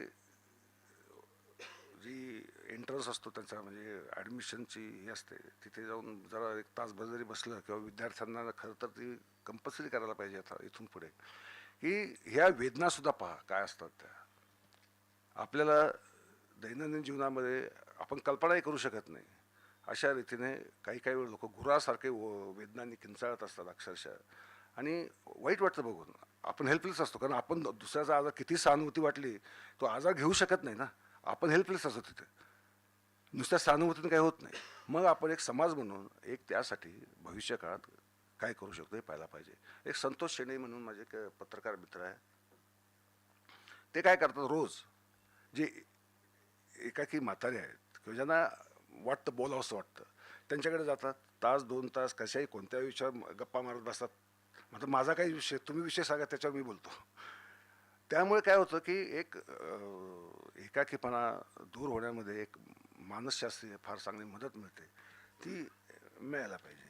आणि त्याची सुद्धा एक सामाजिक व्यवस्था, जशी आपण सरकारकडून अपेक्षा बाळगतो की ही व्यवस्था व्हायला पाहिजे, तशी एक सामाजिक व्यवस्था म्हणून काहीतरी रचना आपली असायला पाहिजे. जे छोटे देश आहेत युरोपातले, जे सगळ्यात श्रीमंत देश आहेत म्हणून कदाचित त्यांना परवडत असेल. जपानवर सुद्धा या म्हाताऱ्या देशाची वेळ आली होती. जपानमध्ये ही येऊन, पण जपान स्वतः श्रीमंत असल्यामुळे तो या परिस्थितीवर मात करू शकला. भारताची ती ताकद आहे का? तर नाही आहे. आजच्याच आपल्या प्रश्नांशी लढण्यासाठी आपल्याकडे आज आपले रिसोर्सेस कमी पडत आहेत. तर अशा सामाजिक प्रश्नासाठी आपल्याकडे रिसोर्सेस काय, हा प्रश्न आहे. त्यामुळे जपानने तोंड दिलं, यशस्वीपणे तोंड दिलं. आपण देऊ शकणार आहोत का याचा विचार केला पाहिजे. त्याचा जो भार आहे, तो जो कमावत्या समाजावर पडणार आहे का तरुण समाजावर पडणार आहे, तो ते पेलू शकणार आहेत का? कारण आत्ताच आजारी पडणं म्हणजे, आता या दुधाळ सरांनी त्यांच्या पुस्तकात लिहिलं की पैसे कसे खर्च होतात, इन्शुरन्स कंपन्या काय काय करतात, कधी कधी तर प्रपोजल्स नाकारतात चक्क. कारण इन्शुरन्स कंपन्यांनी अशी टीमच ठेवलेली असते की शक्यतो प्रपोजल 10 ते 15% प्रपोजल रिजेक्टच करायचे, असा ते त्यांचा नाही, ही फॅक्ट आहे. त्यासाठीच ठेवलेले असतात, काही ना काही कारण काढून रिजेक्ट. त्यामुळं पेशंटवर का पेशंटच्या नातेवाईकांवर येणारं जे ओझं आहे ते भयंकर. त्यासाठी सुद्धा कायदे जरा थोडेसे अजून मजबूत करण्याची गरज आहे. नाही तर काय होईल, OPDमध्ये लांबच लांब लागणार. म्हणजे 20-25 वर्षामध्ये आजच लागलेले असतात. म्हणजे जर डॉक्टरांची भेट घ्यायची झाली तर आपण जातो तोपर्यंत 5-5 सव्वा नंबर आपला असतो आणि पहिले 5-6 होईपर्यंत तास दीड तास कधी निघून जातो ते आपल्याला कळत नाही. म्हणजे अर्थात ते आजाराचं स्वरूप काय त्याच्यावर ते अवलंबून आहे. तर नंतर ती स्थिती काय होईल. आज ओल्ड एज होम्स किती आहेत, ओल्ड एज होम्सची आवश्यकता भासणार आहे, सायकॉलॉजिस्टची आवश्यकता भासणार आहे. अशा अनेक गोष्टी आहेत. ह्या सगळ्या सुविधा आपल्याला भविष्यात उपस्थित कराव्या लागतील. त्यासाठी उद्या वृद्ध होणाऱ्या लोकांनी आजच यासाठी पत्रकार म्हणून तुमच्याकडे बोट दाखवतो आहे, पत्रकार म्हणून तुम्ही याकडं लक्ष दिलं पाहिजे. आणि दुधाळ दाम्पत्याचं मी मनपूर्वक अभिनंदन करतो की त्यांनी या दुर्धर प्रसंगातनं मात काढली आणि डॉक्टरांनी ज्या पद्धतीने तुम्हाला सहकार्य केलं, असं सहकार्य सर्वांनाच मिळतच असणार याची मला खात्री आहे. कारण ते प्रश्नावर उत्तरावरूनच लक्षात आलं की तो तुसडेपणा किंवा काय तो थोडा काय करतं त्यातलं, मला कशाला विचारतोस, अशा स्वरूपाचं होऊन जातं. तर असं होऊ नये एवढं मी बोलतो आणि धन्यवाद. धन्यवाद सर. आणि यानंतर अध्यक्षीय भाषणासाठी मी प्राध्यापक मिलिंद जोशी सरांना विनंती करेन की त्यांनी आपलं अध्यक्षीय मनोगत या प्रसंगी व्यक्त करावा. व्यासपीठावरील मान्यवर आणि या ठिकाणी उपस्थित बंधू आणि भगिनींनो, आज झुंज कॅन्सरशी या प्रल्हाद दुधाळ यांच्या पुस्तकाच्या प्रकाशन समारंभाला उपस्थित राहताना मला खरोखरीच समाधान वाटतं आहे. आज व्यासपीठाची रचना जर आपण बघितली तर या संघर्षाच्या कुरुक्षेत्रावरती ज्यांनी दुधाळ दाम्पत्याला मदत केली ते कृष्णाचं एक नाव योगेश आहे म्हणून योगेश उरट आहेत. आणि कुरुक्षेत्रातून बाहेर आल्यानंतर दुसरा कृष्ण घनश्याम त्यांच्या पाठीशी उभा आहे. आणि भविष्यात कुरुक्षेत्रावरती काय घडणार आहे हे संजयने अगोदरच तुम्हाला सांगून ठेवलेलं आहे. असा एक छान योग आज या निमित्ताने आलेला आहे. तर त्याचा मला अतिशय आनंद वाटतो. हे पुस्तक मी ज्यावेळेला सगळं वाचलं, या प्रकारची पुस्तकं मराठी साहित्यामध्ये विपुल प्रमाणामध्ये आली, पण या पुस्तकाचं वेगळेपण मला असं जाणवलं की वेदनासुद्धा इतक्या रसाळपणाने मांडता येऊ शकते, हे दुधाळ यांनी या पुस्तकाच्या माध्यमातून आपल्याला दाखवून दिलेलं आहे. खरं तर कुठलाही आजार ही कुठलीही पूर्वकल्पना न देता आपल्या आयुष्यामध्ये येतो.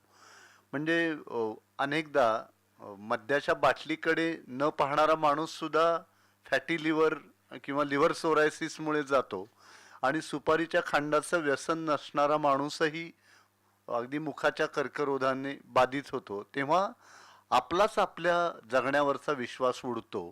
अशी एकूण सगळी परिस्थिती आपल्याला सभोवती पाहायला मिळते. आणि मग नेमकं जगायचं कसं असा एक प्रश्न आपल्या सर्वांच्या समोर उभा राहतो.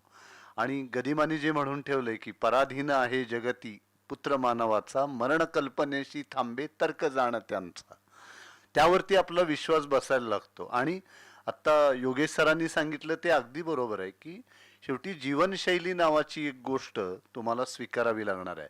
आज असं झालेलं आहे की आपण सगळे इतक्या एका गतिमान युगाला सामोरं जातो आहोत. जीवनाचं शहरीकरण झालेलं आहे.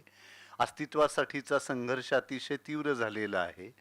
सगळी धावपळ स्वतःसाठी करायची, पण स्वतःसाठी वेळ नाही. आपल्या अपॉइंटमेंट डायरीमध्ये स्वतःसाठी वेळ नाही, अशी एकूण सगळी परिस्थिती आहे. आणि डॉक्टरांनी आता आपल्याला सांगितलं की 45 मिनिटाचं फिरणं, 15 मिनिटाची योगासनं, 10 मिनिटाचा प्राणायाम हा आपल्या जीवनाला केवढी मोठी तरी एक ऊर्जा देऊ शकतो. पण तेवढा देखील वेळ आपल्याला आपल्या दिनचर्येमध्ये काढता येत नाही, ही वस्तुस्थिती. आणि दुसरी या समाज माध्यमांमुळे जी नवनवीन काल्पनिक विद्यापीठं निर्माण झालेली आहेत. म्हणजे आपल्याकडे जीवनशैली किती छान सांगितलेली आहे की तुम्ही ब्राह्ममुहूर्तावर उठावं, मग योगासनं, फिरणं, प्राणायाम ते करावा, सकाळची तुमची न्याहारी एखाद्या राजासारखी असली पाहिजे, दुपारचं खाणं सामान्य माणसासारखं, संध्याकाळचं खाणं भिकाऱ्यासारखं. तर आता सूर्योदय कित्येक लोकांना पाहायलाच मिळत नाही. आणि पाहायला मिळतो तो व्हॉट्सॲपवरच बघायला लागतो, कारण कुणीतरी गुड मॉर्निंग असा मेसेज पाठवलेला असतो. आणि शेवटी जीवनशैलीविषयी सुद्धा इतका भेद निर्माण होईल अशा प्रकारचं वातावरण आहे की शेवटी दीक्षितांना फॉलो करायचं का दिवेकरांना, त्यामुळं दोघांना संयुक्त विद्यमाने फॉलो करणारे अनेक लोक आपल्याला सभोवती दिसतात. तर त्यामुळं हे जीवनशैलीकडं आपलं लक्ष असलं पाहिजे, हा त्यातला महत्त्वाचा भाग.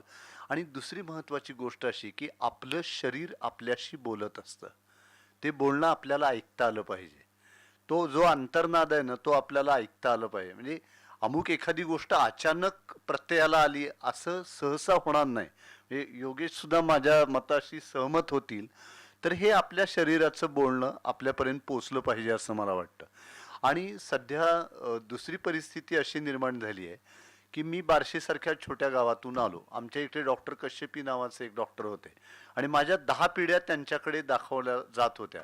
आणि त्यामुळे मी त्यांच्याकडे अगदी सर्दी पडशासाठी जरी गेलो तरी ते बरोबर केस पेपर काढत असत. आणि त्यामध्ये माझ्या आजीचा, आजोबाचा, वडिलांचा, भावांचा सगळ्यांचे केस पेपर, आणि मला टीटीचं इंजेक्शन कधी दिलं, पेनिसिलिनचं कधी दिलं, सगळ्या नोंदी तिथं होत्या. म्हणजे मुळामध्ये तुम्हाला हा देह कसा लाभलेला आहे त्याच्यावरती बऱ्याच गोष्टी अवलंबून आहेत. दुसरं म्हणजे अनुवांशिक गोष्टींचा बराच परिणाम त्या गोष्टी सगळ्या पुढच्या पिढ्यांच्या मध्ये येत असतात, तो एक भाग आहे. हे सगळं बदललेलं पर्यावरण तो एक भाग आहे. तुमची जीवनशैली हा एक भाग आहे. तर या सगळ्यांचा परिणाम होत असतो. आज म्हणजे डॉक्टर योगेश यांचं खरोखरीच कौतुक. आणि दुधाळांनी फार मार्मिकपणाने त्यांच्याविषयी लिहिलंय की आज डॉक्टर आणि रुग्ण यांच्यातला संवादच कमी झालाय सर. की त्यामुळे दरवेळेला एका नवीन डॉक्टरांच्याकडे जायचं, आणि स्पेशालिस्टकडे जरी गेलं तरी त्यांची एक 5 लोकांची ज्युनियरची टीम असते. तर त्यांना दाखवण्यातच आपण एवढे दमून जातो की ज्यावेळेला त्या स्पेशालिस्टच्या आपण समोर जातो त्यांना 1-2 ते 3 मिनिटाचा वेळ असतो. आपली प्रश्न विचारण्यापर्यंत त्यांनी प्रिस्क्रिप्शन लिहून दिलेलं असतं, आणि मग जी काय 1000-1500 फी द्यायची ती देऊन आपण बाहेर पडलेलो असतो. तर त्यामुळं डॉक्टर आणि रुग्ण यांच्यातला जो संवाद आहे तोही तितकाच महत्त्वाचा आहे, आणि तो आजच्या काळामध्ये हरवत चाललेला आहे. आणि विशेषतः डॉक्टर योगेश ही परिस्थिती आम्हाला जाणवते ज्यावेळेला एखादा पेशंट ICU मध्ये असतो. दुसऱ्या दिवशी 9 वाजल्याशिवाय त्या पेशंटच्या बाबतीत काय घडलं हे कोणी सांगायला तयार नसतं. तिथले ज्युनियर काय, ज्यावेळेला ते एक्सपर्ट डॉक्टर येतात ते बाहेर आल्यानंतर मग एका नातेवाईकाला बोलून घेतात आणि सांगतात अमुक अमुक आहे, तमुक तमुक आहे. इतर वेळी फक्त प्रिस्क्रिप्शन खालनं ही औषधं आणा आणि द्या. तर त्यामुळे जी ससे होलपट त्यांच्या कुटुंबियांची होते ती जास्त गंभीर आहे. आणि मला दुधाळ दाम्पत्याचं वेगळेपण असं जाणवलं की कुणाच्या आयुष्यामध्ये तेच घडतं. आपलं सगळं लहानपण अतिशय निरागत जातं. आपली जी परिस्थिती आहे त्यानुरूप ते बालपण कसं असावं हे ठरलेलं असतं. तरुणपणीचा सगळा काळ हा संघर्षाचा, म्हणजे स्वतःच्या अस्तित्वासाठीचा संघर्ष, घर घेणं, घर उभा करणं, स्वतःचं करिअर सिद्ध करणं, मुलाबाळांचं पाहणं. आणि निवृत्तीनंतरचा एक टप्पा असा की आता आपण स्थिरस्थावर झालेलो आहोत, आता आयुष्यामध्ये काही 4 आनंदाचे क्षण जगूया. आणि ज्यावेळेला असं एखादं संकट उभं राहतं त्यावेळेला किती मनोधैर्य खचत असेल मला सांगा. कारण मुलं पांगलेली असतात आणि त्यांनाही थांबवण्यामध्ये अर्थ नाही, कारण त्यांचं करिअर उत्तम घडावं हीच आपली भावना आहे. आपल्या अपूर्ण स्वप्नांची पूर्तता त्यांनी करावी यासाठी तर आपण सगळा अट्टहास आयुष्यभर केलेला असतो. त्यामुळं आपण त्यांना थांबवू शकत नाही. आणि त्यावेळेला पती पत्नी दोघेच असताना ज्यावेळेला एकाच्या वाट्याला अशा प्रकारचा गंभीर आजार येतो, तर प्रल्हाद दुधाळांनी आणि स्मिताताईंनी फार समंजसपणाने या आजाराला सामोरं जाण्याचं काम केलं. म्हणजे जी परिस्थिती तुम्ही बदलू शकत नाही तिचा स्वीकार करणं आणि ती बदलण्यासाठी काय प्रयत्न करता येतील ते फार संयमितपणाने करणं, हेच त्यावेळेला खरं शहाणपणाचं काम असतं आणि आपण ते केलं पाहिजे असं मला वाटतं. आणि त्यांनी ते केलं. आता काही मुद्दे जे यांनी उपस्थित केले योगेश सरांनी, की पहिली महत्वाची गोष्ट की निदान झाल्यानंतर योग्य डॉक्टर तुमच्या वाट्याला येणं आणि त्यांनी योग्य सल्ला देणं ही गोष्ट तितकीच महत्वाची आहे. आज मतमतांचा सुद्धा इतका गलबला असतो की एक डॉक्टर सांगतात की तुम्ही अँजिओग्राफी करा, तर दुसरे म्हणतात काही गरज नाही, तुम्ही माधवबागमध्ये जा, 15 दिवसाची ट्रीटमेंट घ्या आणि या. म्हणजे पेशंटला कळतच नाही आपण नक्की काय करावं. त्यापेक्षा आपल्याला या जगाचा निरोप घेतलेला बरा असंच अनेकांना वाटण्याची शक्यता नाकारत. तर त्यामुळं हा मतमतांचा गलबला आहेच. तुम्ही सेकंड ओपिनियन, थर्ड ओपिनियन काय घ्यायचे ते घ्या, पण शेवटी निर्णय तुम्हाला घ्यायचा आहे. आणि त्यामुळे मला दुधाळ दाम्पत्याचं एक वैशिष्ट्य असं जाणवलं की त्यांनी योगेश असतील, सचिन असतील यांच्यावरती पूर्ण विश्वास, म्हणजे ज्याला अनकंडिशनल फेथ असं म्हणतात, की कुठली अट न टाकता विश्वास टाक, आणि त्याच्याशिवाय हे शक्यच होणार नाही. आणि म्हणून त्यांना जो सगळा योग्य प्रतिसाद त्यांनी दिला डॉक्टरांना. आता सोनवणी सरांनी जो एक मुद्दा मगाशी उपस्थित केला तो फार महत्वाचा आहे, की आज परिस्थिती इतकी सगळी विचित्र झालेली आहे की निवृत्तीनंतर जर अशा प्रकारचा दुर्धर आजार आपल्या वाट्याला आला तर सगळ्यात महत्वाची गोष्ट काय, तर प्रचंड पैसे आज आरोग्यासाठी लागतात. आज योगेश सर हे खूप वेगळ्या प्रकारे, त्यांच्या शेजारी बसल्यानंतरच मला त्यांची सगळी संवेदनशीलता आणि बोलताना ती अधिक जाणवली. हे असे संवेदनशील तरुण डॉक्टर आहेत या समाजामध्ये, इतकं नरस होण्याचं कारण नाही.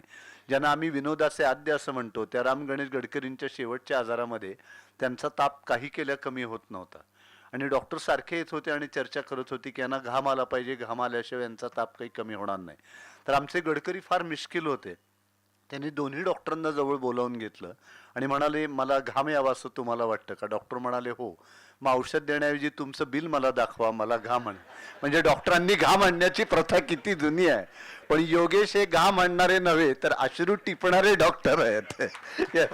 हे या ठिकाणी नमूद केलं आहे. आता सांगा की हे ठीक आहे, या सगळ्या गोष्टींसाठी पैसे लागतात. आता ज्या कुटुंबामध्ये अगदी मुलांना खूप उत्तम पगार आहेत, ती उच्च पदावरती काम करतायत, आई वडील साधे शिक्षक होते, बऱ्याच कुटुंबामध्ये बराच काळ तर महिला देखील नोकरी करत नव्हत्या, त्या गृहिणी म्हणूनच काम करायच्या. अशा वेळेस जर त्या कुटुंबातल्या एखाद्या वृद्धाला अशा प्रकारचा दुर्धर आजार झाला आणि आरोग्य विमा नसेल, त्या काळामध्ये एवढी जागृती नव्हती, आज सगळे आरोग्य विमा वगैरे काढलेला असतो आणि मुलांच्या पॉलिसीजमध्ये सुद्धा आईवडिलांचा सहभाग असतो. पण असं नसेल तर यावेळेला त्या कुटुंबातल्या ज्येष्ठांची जबाबदारी तरुणांच्या वरती येते आणि त्या तरुणांचा सुद्धा उभारणीचा काळ असतो. 40-45चं वय, ज्यावेळेला वडील 70-75 वर्षाचे असतात, त्यांच्या उभारणीचा काळ, त्यांनी घरासाठी काढलेली कर्ज, मुलांची शिक्षण, हा एक जो पेच आहे ना, तर त्यामुळं एकीकडे हा दुर्धर आजार, दुसरीकडे स्वतःचं खचलेलं मनोबल आणि तिसरं म्हणजे आपला भार आपल्या मुलांच्या वरती पडतोय, यातून येणारा मानसिक ताण, या सगळ्यातून तो पेशंट इतका खचून जातो. म्हणून कुटुंबातल्या लोकांची एक फार मोठी जबाबदारी आहे की दुर्धर आजारांशी लढताना आपल्या त्या रुग्णाचं मनोबल थोडंही कमी होणार नाही, ते वाढवण्याची जबाबदारी ही कुटुंबाची आहे असं मला वाटतं. तंत्रज्ञान प्रगत झालंय का? प्रचंड प्रगत झालेलं आहे. अत्याधुनिक संशोधनामुळं नव्या उपचार पद्धती आलेल्या आहेत, पण त्या सर्वसामान्य माणसाला परवडतीलच अशी नाही, अशी एकूण सगळी परिस्थिती आहे. तर या सगळ्या बदलत्या सामाजिक विचारांचा, बदलत्या सगळ्या सामाजिक प्रभावांचा, बदलत्या सामाजिक परिस्थितीचा सुद्धा आपल्याला गांभीर्याने विचार करावा लागणार. आज यांनी सांगितलं मगाशी की आयुर्मान वाढतंय माणसांचं दिवसेंदिवस.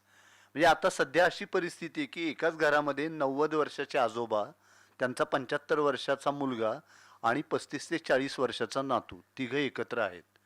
आणि सगळ्यांची जी काही गुंतवणूक आहे तिच्यावरचे व्याजदर दिवसेंदिवस कमीच होत चालले आहेत.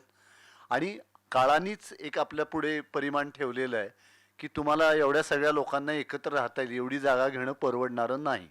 त्यामुळे ते वेगवेगळे राहत आहेत. त्या विभक्त कुटुंब पद्धतीचाही परिणाम आपल्या सगळ्या याच्यावरती होतोय. तर त्यामुळं हे आपल्याला स्वीकारून पुढं जावं लागणार आहे. तंत्रज्ञान आता इतकं पुढं गेलेलं आहे की इथून पुढच्या काळामध्ये अच्युत गोडबोलेच्या आर्टिफिशियल इंटेलिजन्स या पुस्तकाचं अविनाश भोंडवे आणि त्यांनी दोघांनी मिळून लिहिलं आहे, डॉक्टर आणि तंत्रज्ञ.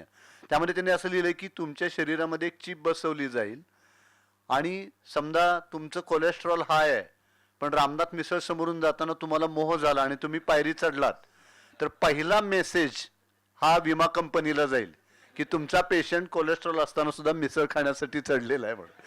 दुसरा मेसेज तुमच्या डॉक्टरांना जाईल की बरं का तुमचा पेशंट इकडे आलेला आहे.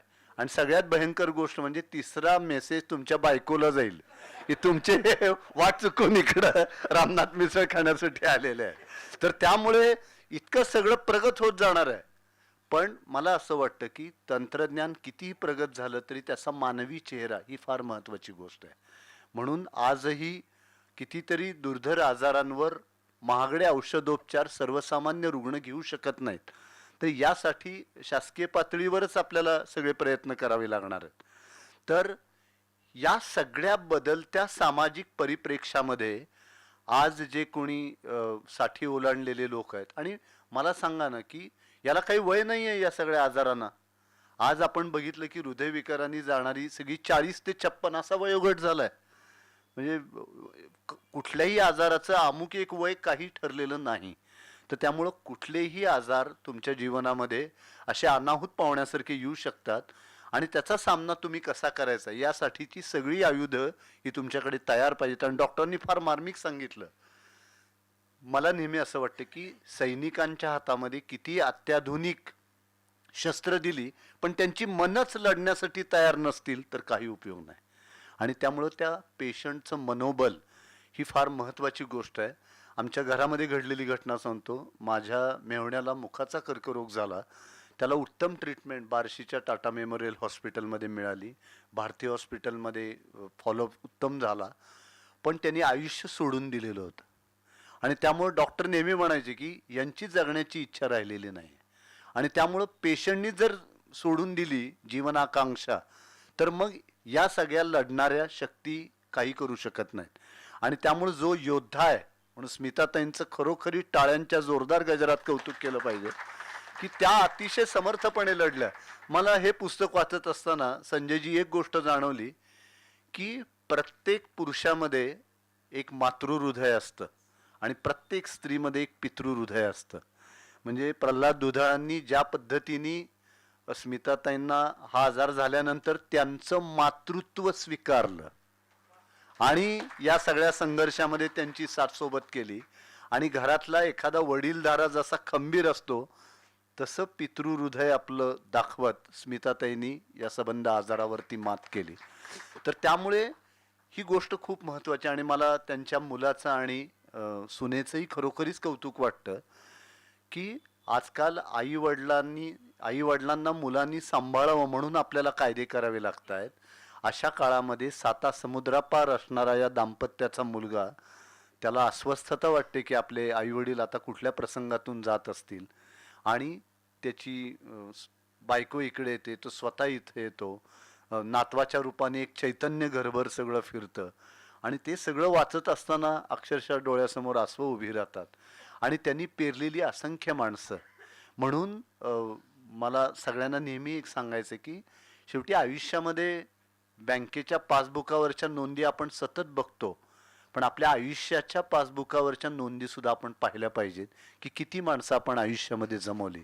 आणि या अर्थाने दुधाळ हे खरोखरीच श्रीमंत आहेत असं मला वाटतं की जुन्या सोसायटीतली माणसं, नव्या सोसायटीतली माणसं, त्यांच्या हास्य क्लबमधली माणसं, ही सगळी माणसं त्यांच्या पाठीशी उभी राहिली. आणि त्यांना वेळोवेळी विचारत राहिले की दरवेळेला प्रत्येकाने हॉस्पिटलमध्ये येऊन तुमच्या समवेत बसलंच पाहिजे अशी अपेक्षा नसते. पण त्या क्षणी आज आम्ही इतके सगळे प्रतिसाद शून्य झालेलो आहोत की लिफ्टमध्ये एकमेकाच्या शेजारी राहणारे 2 लोक जर लिफ्टमधून त्या मजल्यावर आले, एकमेकांशी बोलत देखील नाहीत, एकमेकांकडे बघत देखील नाहीत, मोबाईलमध्ये असतात किंवा हातामध्ये काही पेपर असतील तर पेपर वाचत असतात. इतके आज आपण सगळे प्रतिसाद शून्य झालेलो आहोत. अशा काळामध्ये दुधाळांच्या पाठीशी हे सगळं त्यांचं मित्रांचं संचित उभं राहतं, नातेवाईकांचं संचित उभं राहतं, नात्यात असलेल्या माणसांचे आलेले अनुभव देखील त्यांनी त्याच्यामध्ये दिलेले आहेत. आणि किती साध्या सोप्या गोष्टी होत्या की बाबा केमोथेरपी घेतलेली आहे, अशा पेशंटला कुठलाही जंतू संसर्ग होऊ नये म्हणून भेटू नये, ही एक साधी सोपी गोष्ट आहे. तर ती हे जरी सांगितलं तरी लोकांना राग येतो, अरे आम्ही एवढं प्रेमाने भेटायला चाललो होतो तर ते यायला नको असं म्हणतात. तर त्यामुळं रुग्णाचं मानस हे देखील समजून घेतलं पाहिजे आणि ते कुटुंब ज्या परिस्थितीतून पुढं जात आहे ते देखील समजून घेतलं पाहिजे. आणि ही एक प्रगल्भता समाजामध्ये सुद्धा येणं फार गरजेचं आहे असं मला वाटतं. आपण अनेक ठिकाणी जातो पण कसं वागावं आपल्याला कळत नाही. आणि त्यामुळं अँजिओप्लास्टी झालेल्या माणसाला भेटायला गेल्यानंतर माझ्या एका मित्राची नुसतीच अँजिओप्लास्टी झाली आणि 48 तासात तो कसा गेला हे सांगणारे महाभाग सुद्धा मी बघितलेले आहेत. तर त्यामुळं आपण इथे दिलासा द्यायला आलोय का भीती दाखवायला आलोय याचंच भान अनेकांना राहत नाही. तर यांना देखील असे अनुभव वेगवेगळे आले. आणि विमा कंपन्यांच्या विषयी तर न बोललेलंच बरं, त्यांचं ॲग्रीमेंटच 36 पानाचं असतं आणि ते इंग्रजी इतक्या छोट्या फॉन्टमध्ये टाईप केलेलं असतं की आपण ते वाचणं शक्य नाही. आपण काय त्यावेळेला फक्त सह्या करण्याच्या आणि चेक देण्याच्या मनस्थितीमध्ये असतो, त्याचा बरोबर ते फायदा घेतात आणि पुढच्या सगळ्या गोष्टी घडतात. तर मला नेहमी असं वाटतं की मनोधैर्य नावाची जी गोष्ट आहे ती फार महत्त्वाची आहे आणि त्यामुळं ही सकारात्मकता आपण टिकून ठेवली पाहिजे की शेवटी आशेचा हा किरणच आपल्या जगण्याची खरी प्रेरणा आहे आणि तोच आपल्याला खडकावरती बीजारोपण करण्याचं सामर्थ्य हे देऊ शकतो. आता गदिमांच्या जन्माचा प्रसंग तुम्ही बघा की जन्मल्यानंतर हे बाळ कितीतरी वेळ रडलंच नाही, त्यामुळे ते मृत आहे असं समजून पुढची सगळी तयारी सुरू झाली. पांढरं कापड आणलं, शेतात खड्डा खणला, पण त्या घरामध्ये एक अशिक्षित सुईण होती, तिला काय वाटलं कुणास ठाऊक, ती गेली, चुलीमध्ये एक फुललेला निखारा होता, तिने तो चिमट्यामध्ये पकडला, आणून बाळाच्या बेंबीवरती धरला, बाळ रडलं. त्या अशिक्षित सुईणीनं जर ही चूक केली नसती तर महाराष्ट्र वाल्मिकी गदी माडगुळकर महाराष्ट्राला दिसलं. ही सकारात्मकता आहे आपल्याकडे आणि त्यामुळं असा आशेचा एकही किरण त्याचं निराशेमध्ये रूपांतर होणार नाही याची काळजी आपण घेतली पाहिजे. आणि स्मिताताईंनी ती घेतली, दुधाळ साहेबांनी ती घेतली आणि त्यांनी फार प्रांजळपणाने उल्लेख केला आहे. आता मी 50शीचा आहे, मी जरी हॉस्पिटलमध्ये गेलो पत्नीला किंवा कोणाला नातेवाईकाला घेऊन, अर्ध्या तासाच्या वर आपण सोनवणी सर तिथे बसू शकत नाही. शेवटी वय नावाची गोष्ट बोलत असते. त्यांनी 65 ओलांडलेली, पण त्यावेळेला कॅब बुक करणं, तिथं जाणं, 2-2 तास वाट पाहणं, म्हणजे त्यांच्या वाट्याला काय यातना आल्या असतील याची कल्पना आपण करू शकतो. आणि असं वाटलं की आता निदान झालंय पण केमोवरती भागेल, पण पुन्हा फुफ्फुसामध्ये गुठळी आढळते, मग तिची ट्रीटमेंट, पुन्हा डॉक्टर सांगतात की आता आपण सर्जरी करूया, सर्जरी झाल्यानंतर सांगतात की आता रेडिएशन करावं लागेल. आणि मग हे सगळं चक्र भेदून पुन्हा उभं राहायचं ही किती कठीण गोष्ट आहे. तर या सगळ्या संकटांना हे सामोरे गेले आणि मोठ्या धीराने सामोरे गेले. आणि त्यामुळं शेवटी तुकाराम महाराजांनी असं म्हटलंय की भयाची तो आम्हा चित्ती राहो खंती शकेना, समर्पिलो जीव भावे काशा भ्यावे कारणे, पिटू भक्तीचा डांगोरा कळीकाळासी दरारा, तुका म्हणे करा जय जयकार आनंद. तर शेवटी हे आंतरिक सामर्थ्य जे आहे तेच सगळ्यात अधिक महत्त्वाचं आहे असं मला वाटतं. कारण आयुष्यामध्ये कुठलीही गोष्ट ठरवल्याप्रमाणे घडत नाही. म्हणजे व्यवहारातली गणितं ही सूत्रांनी सुटतात, पण आयुष्यातली गणितं सूत्रांनी सुटत नाहीत आणि ती सुटूच नाहीत अशीच एकूण सगळी नियतीची रचना असते. तर या पार्श्वभूमीवरती आयुष्याला एकूण सकारात्मकतेने आणि धीराने कसं सामोरं जायचं, संकटाच्या छाताडावरती पाय देऊन कसं उभं राहायचं, आणि हे सगळं करत असताना जीवनाविषयीची थोडीही प्रतिकूलता आपल्या जाणीवेतून व्यक्त होऊ द्यायची नाही. यासाठी एक फार मोठं नैतिक धारिष्ट्य लागतं, ते या दुधाळ दाम्पत्याकडे आहे. त्याविषयी त्यांचं मी मनपूर्वक अभिनंदन करतो. आणि अशा प्रकारची पुस्तकं ही नुसती प्रेरक यशोगाथा नाही, ती प्रेरक संघर्षगाथा पण आहे. तर ती आपण सर्वांनी जरूर वाचावी आणि आपल्यालाही त्यातून निश्चितपणाने प्रेरणा मिळेल. आणि प्रल्हाद दुधाळ यांचं वैशिष्ट्य असं की अतिशय साधेपणाने ते सगळे अनुभव डोळ्यासमोर, चित्रदर्शी भाषा ज्याला आपण म्हणू, की त्यांनी नमो हॉस्पिटलमध्ये गेलं तर ते हॉस्पिटल डोळ्यासमोर उभं राहील, ते रुबीमध्ये गेलो तर ते पार्किंग डोळ्यासमोर उभं राहिलं की आता इथे जागा मिळालेली नाही. तर हे सगळं त्यांनी जे अनुभवलं ते लिहिलं. आणि मला असं वाटतं की सत्याचं कलात्मक दर्शन घडवणं ही सुद्धा एक वेगळ्या प्रतिभेची चुणूक त्यांच्या या लेखनातून दिसलेली आहे. तर हे पुस्तक आपण विकत घेऊन वाचाल अशी अपेक्षा व्यक्त करतो आणि आपली रजा घेतो. प्राध्यापक मिलिंद जोशी सर हे स्वतः सिव्हिल इंजिनियरचे प्राध्यापक आहेत, त्यामुळे शब्दांची बांधणी अतिशय उत्तमरित्या करणं त्यांना अगदी सहज जमतं आणि त्यांचं कायमच असं वक्तृत्व ऐकण्यासारखं असतं. पण जी सकारात्मक ऊर्जा त्यांच्या शब्दात नव्हती, त्यामुळे अशा पेशंटला किंवा त्याच्या कुटुंबियावर प्रत्येक श्वासाबरोबर आपण सगळ्यांनी देणारा विश्वास हा अतिशय महत्त्वाचा असतो आणि तो सर तुम्ही तुमच्या शब्दातूनही दिलात, त्याबद्दल आपले मनापासून आभार. यानंतर फक्त काही मोजकी कौटुंबिक निवेदनं घेणारे, फक्त अर्थात अध्यक्षीय मनोगतानंतर घेऊ शकत नव्हतो, पण सरांना फक्त वेळेवर जायचं होतं पुढं म्हणून आधी त्यांचं मनोगत घेतलं आपण. यानंतर कौटुंबिक मनोगतामध्ये मी प्रभा अडसूळ यांना विनंती करेन की त्यांना या प्रसंगी काही शब्द फक्त व्यक्त करायचे. मिलिंद जोशी सरांचं आज मंगळवेढ्याला व्याख्यान आहे, त्यामुळे ते आपली रजा घेत आहेत. पण जाण्यापूर्वी सर आजच्या कार्यक्रमाचं जे इतकं छान सूत्रसंचालन केलं ते ओंकार दीक्षित आकाशवाणीचे निवेदक आहेत, त्यांचं एक स्वागत प्रेक्षक वतीने आपण करावी विनंती.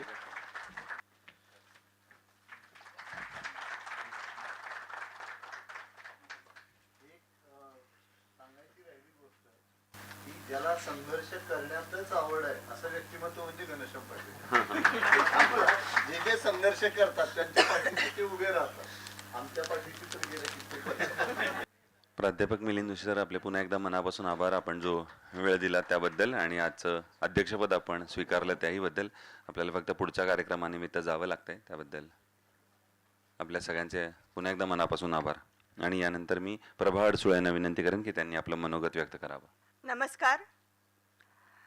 आदरणीय व्यासपीठ आणि इथं जमलेला सर्व रसिक श्रोतृवर्ग, आज आपण इथे सर्वजण श्री प्रल्हाद दुधाळ लिखित झुंज कॅन्सरची या पुस्तकाच्या प्रकाशनानिमित्त आपण इथं जमलेलो आहोत. एक दुधाळ कुटुंबाचा प्रतिनिधी म्हणून मलाही वाटलं आपण थोडंसं बोलावं, म्हणून मी इथं उभी आहे आज. दुधाळ कुटुंब तर वास्तविक पाहता या पुस्तकाचे लेखक श्री प्रल्हाद दुधाळ आणि कॅन्सरशी झुंज दिलेल्या जिद्दीनं धैर्यानं कॅन्सरशी झुंज देऊन विजयी झालेल्या सौ स्मिता दुधाळ हे खरं तर आमच्यासाठी आमचे नाना आणि माई, नानांशिवाय माई आणि माईंच्याशिवाय नाना हे समीकरण होऊ शकत नाही. मेड फॉर इच अदर असं म्हणतात, ते यांच्या बाबतीमध्ये अगदी 100% खरं आहे. नाना आमच्या कुटुंबामध्ये सर्व भावंडात सगळ्यात लहान शेंडफळ, परंतु पुढे जाऊन सर्व कुटुंबाचा ते आधारवड झाले. नानांचं आणि आमच्या सर्व जे भावंडांचं नातं आहे ते वडिलकीचं फार कमी पण मित्रत्वाचं जास्त. कुणाला अगदी काहीही अडचण आली की आमचा पहिला फोन म्हणजे त्यांना असतो किंवा आमची पहिली चर्चा त्यांच्याशीच होते. कारण आम्हाला माहिती आहे की इथं आपली जी काही अडचण आहे, जी काही आपली समस्या आहे, याचं निराकरण हे होणारच. कारण त्यांच्याकडे इतका माहितीचा खजिना आहे की त्यांना कुठल्याही गोष्टीबद्दल काही विचारा की ते त्याच्यावरती आपल्याला सांगणारच.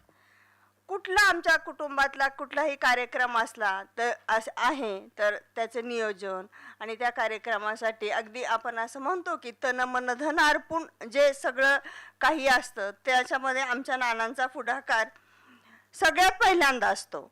आपण म्हणतो दव पडताना दिसत नाही, ऐकू येत नाही, शांतपणे ते फुलावर पडतं, फुलं फुलतात आणि सर्व वातावरण आनंदानं मोहरून जातं. आमच्या कुटुंबामध्ये आमचे नाना आणि माई सगळीकडे अशाच प्रकारचं वातावरण ते नेहमी निर्माण करत असतात.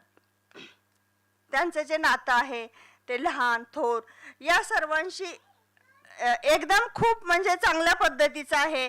वेळप्रसंगी चांगलं बोलून, वेळप्रसंगी रागून घरामध्ये जो बॅलन्स ठेवायचा, जो समतोल ठेवायचा, हे खरं तर त्यांच्याकडूनच शिकावं. मला अगदी सांगायला खूप अभिमान वाटतो की त्यांचं जे पहिलं पुस्तक आहे काही असे आणि काही तसे याचा जो प्रकाशन सोहळा आहे तो आमच्या गावाला झाला आणि त्याचं जे प्रकाशन आहे ते त्यांचे ज्येष्ठ बंधू यांच्याकडून त्यांनी केलं आणि खूप अनुभव आहेत म्हणजे त्यांचं सांगण्याविषयी बोलण्यासारखंही खूप आहे कारण अत्यंत प्रतिकूल परिस्थितीमध्ये शिक्षण घेऊन इथपर्यंतचा पल्ला गाठणं ही काही सोपी गोष्ट नाही परंतु जिद्द चिकाटीपणा मेहनत प्रामाणिकपणा आणि सतत म्हणजे नवीन शिकण्याचा ध्यास आणि याच्यामुळं त्यांना ह्या सगळ्या अशक्य गोष्टी आहेत त्या शक्य झाल्या मी म्हटलं की जरा त्या हा जो कार्यक्रम आहे त्या दिवशी जरा थोडंसं बोलावं आमच्या भावंडांच्या मध्ये चर्चा झाली तर त्यांनी प्रत्येकानं मला थोडंसं आपल्या शब्दरूपी ओळीनं काही फुलं पाठवली म्हणजे शब्द पाठवले की ताई चला आमचंही थोडंसं हे मत सांग आणि ह्या सगळ्या त्यांच्या शब्दरूपी जी फुलं आहेत या फुलांची एक गुंफण एक माळ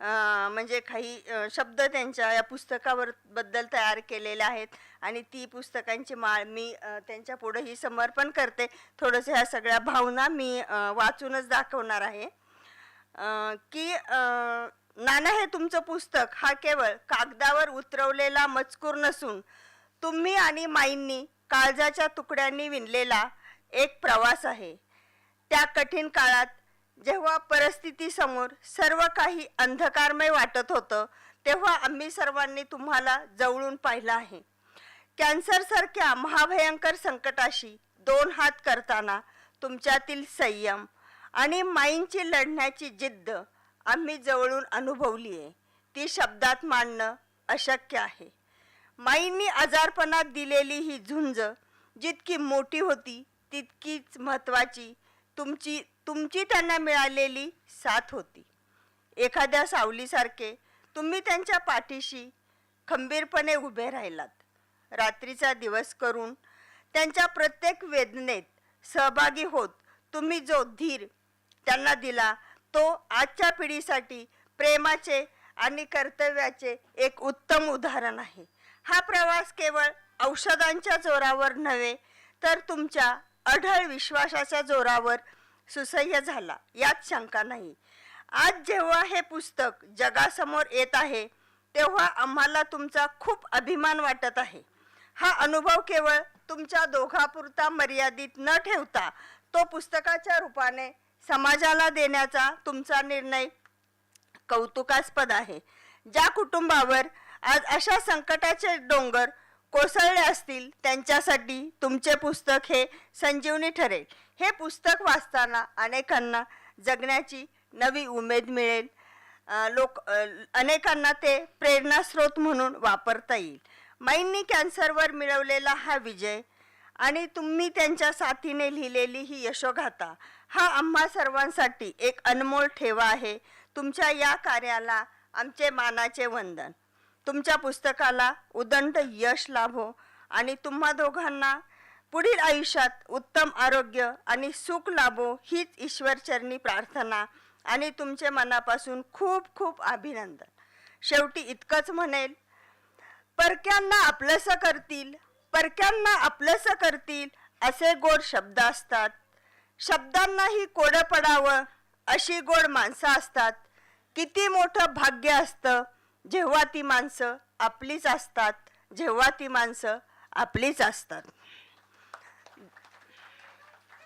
धन्यवाद मला इथं व्यासपीठानं संधी दिली माझं मनोगत व्यक्त करण्याची त्याबद्दल धन्यवाद आणि आपल्या सर्वांचेही धन्यवाद की तुम्ही माझ्या या सगळ्या मनोगतामध्ये थोडंसं आमच्याही कुटुंबाचं सहभागी झालात त्याबद्दलही धन्यवाद अजून जर कोणाला काही व्यक्त करायचं असेल किंवा या प्रसंगी आपल्या भावना मांडायच्या असतील तर आपल्यासाठी हे व्यासपीठ आहे काही मोजकी मनोगत घेऊन आपण कार्यक्रमाच्या समारोपाकडे जाऊया नमस्कार सगळ्यांना माझा नमस्कार सर्वप्रथम व्यासपीठावर जे मान्यवर उपस्थित आहे त्यांनाही माझा नमस्कार माझं इंट्रोडक्शन मी स्वतःच करून देते, कारण मी अचानक स्टेजवर आले. माझं काहीच बोलणं झालं नाही की मला इथे यायचं आहे आणि काय बोलायचं आहे.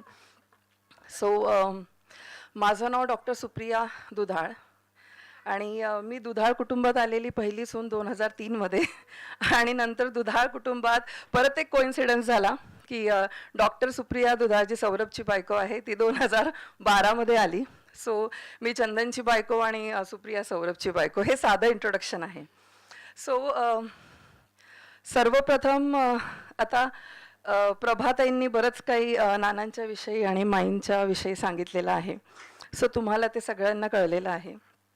पण मला एक गोष्ट जी कायमच वाटत राहिली या सगळ्या प्रवासामध्ये, ॲक्च्युली माईंना जेव्हा कॅन्सर डिटेक्ट झाला, ब्रेस्ट कॅन्सर डिटेक्ट झाला, त्यावेळेला मला खूप शॉक बसला होता.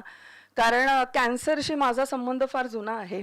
कारण माझे वडील म्हणजे डॉक्टर मधुकर फुलारे, तर त्यांना किडनीचा कॅन्सर होता आणि त्यांनी तब्बल फक्त विलपॉवरच्या जोरावर 18 वर्ष कॅन्सरशी झुंज दिलेली आहे. आणि आता 2 वर्षाआधी ते लढाई हारलेत आणि ते आम्हाला सगळ्यांना सोडून गेले. पण त्या लढाईमध्ये सगळ्यात महत्त्वाचा भाग माझ्या आईचा होता, म्हणजे शोभा फुलारे यांचा होता आणि माझा भाऊ डॉक्टर सुश्रुत फुलारे जो न्यूरोसर्जन आहे. सो त्यांनी माझ्या वडिलांची घेतलेली जी काळजी आहे आणि परिवाराने जो पाठिंबा त्यांना दिला होता ते सगळं मी खूप जवळून बघितलं. अर्थात मुलगी असल्यामुळे मला दैनंदिन जीवनातला त्यांचा स्ट्रगल फारसा सांगितला गेला नाही आणि मला दाखवला गेला नाही. खूप शांतपणे ते मला सांगत राहिले आणि मी ते ऐकत गेली. पण इतक्या जवळून जेव्हा कॅन्सरचा प्रवास एखादी मुलगी तिच्या वडिलांचा बघते, त्यावेळेला कॅन्सर हा किती डेंजरस आहे आणि कॅन्सर हा किती वेदना देणारा आजार आहे हे कळायला काहीच वेळ लागत नाही. आणि अर्थात माईंचा कॅन्सर मला डॉक्टरांच्या याच्या लँग्वेजमध्ये माहिती नाही, पण थोडासा उशिरा डिटेक्ट झाला होता आणि I was really very much worried की आता काय होईल. त्या क्षणी माझ्या मनात जे माईंना रिपोर्ट दिसल्यानंतर जे दृश्य आलं होतं असं की म्हणजे आत्तापर्यंत आम्ही दुधाळ फॅमिलीतले पुरुष बघितले, म्हणजे मला थोडंसं माहिती आहे की आमचे बाबा आणि नाना पण थोडंसं हॉस्पिटलायझेशन या सगळ्या गोष्टांना थोडंसं म्हणजे पॅनिक मोडला जातात किंवा थोडंफार नाही म्हटलं तरी घाबरतात त्या सगळ्या चॅलेंजेसला. तर माझ्यासमोर जे पहिलं दृश्य आलं ते म्हणजे माईंचं आलं. कारण माईंना मी आत्तापर्यंत जे बघितलं होतं माझ्या जीवनामध्ये, ते खूप शांत स्त्री आहे. म्हणजे आम्हाला कधीही कॉन्टॅक्ट करायचा असेल, माईंशी जरी बोलायचं असेल तरी पहिला फोन नानांना करतो आणि नाना उचलतात, माईंच्या वतीने नानाच बोलतात. तर नंतर आम्ही माईंना ते कम्युनिकेट करतो.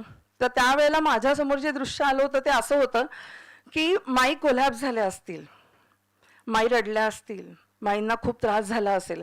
आता माई किमोपर्यंतचा प्रवास कशा करतील ही इमेज माझ्या मनात माईंची होती.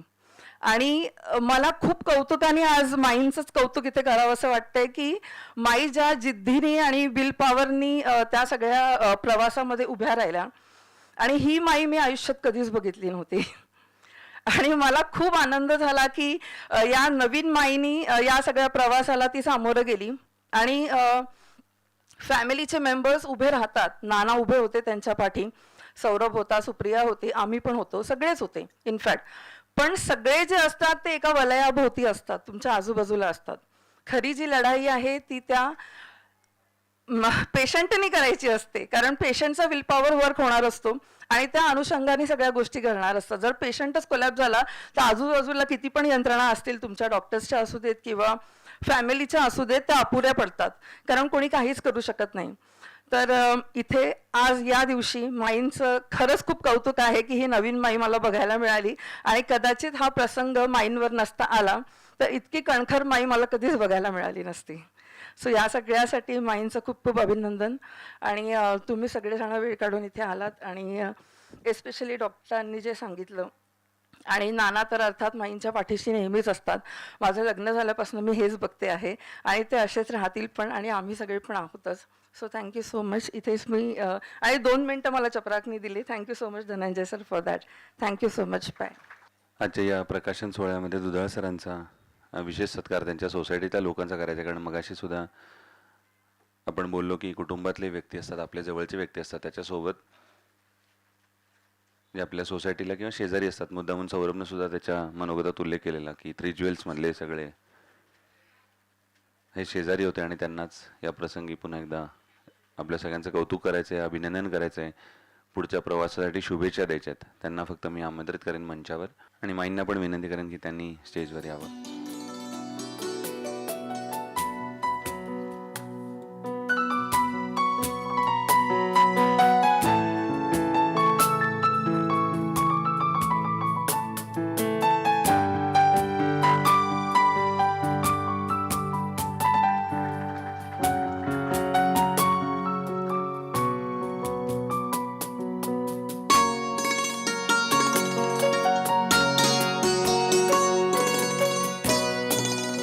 आपण अनेकदा खरं तर म्हणतो की सुखादुःखात किंवा संकटात अडचणीत नेहमी दोघांची एकमेकात साथ असावी. त्याच्यापेक्षा मला असं वाटतं की अशा सगळ्या प्रसंगी ते मनोबल वाढवण्यासाठी सुद्धा हा ऋणानुबंध परिवारातर्फे हा विशेष दुधाळ दाम्पत्याचा हा सन्मान सत्कार आणि शुभेच्छा आहेत.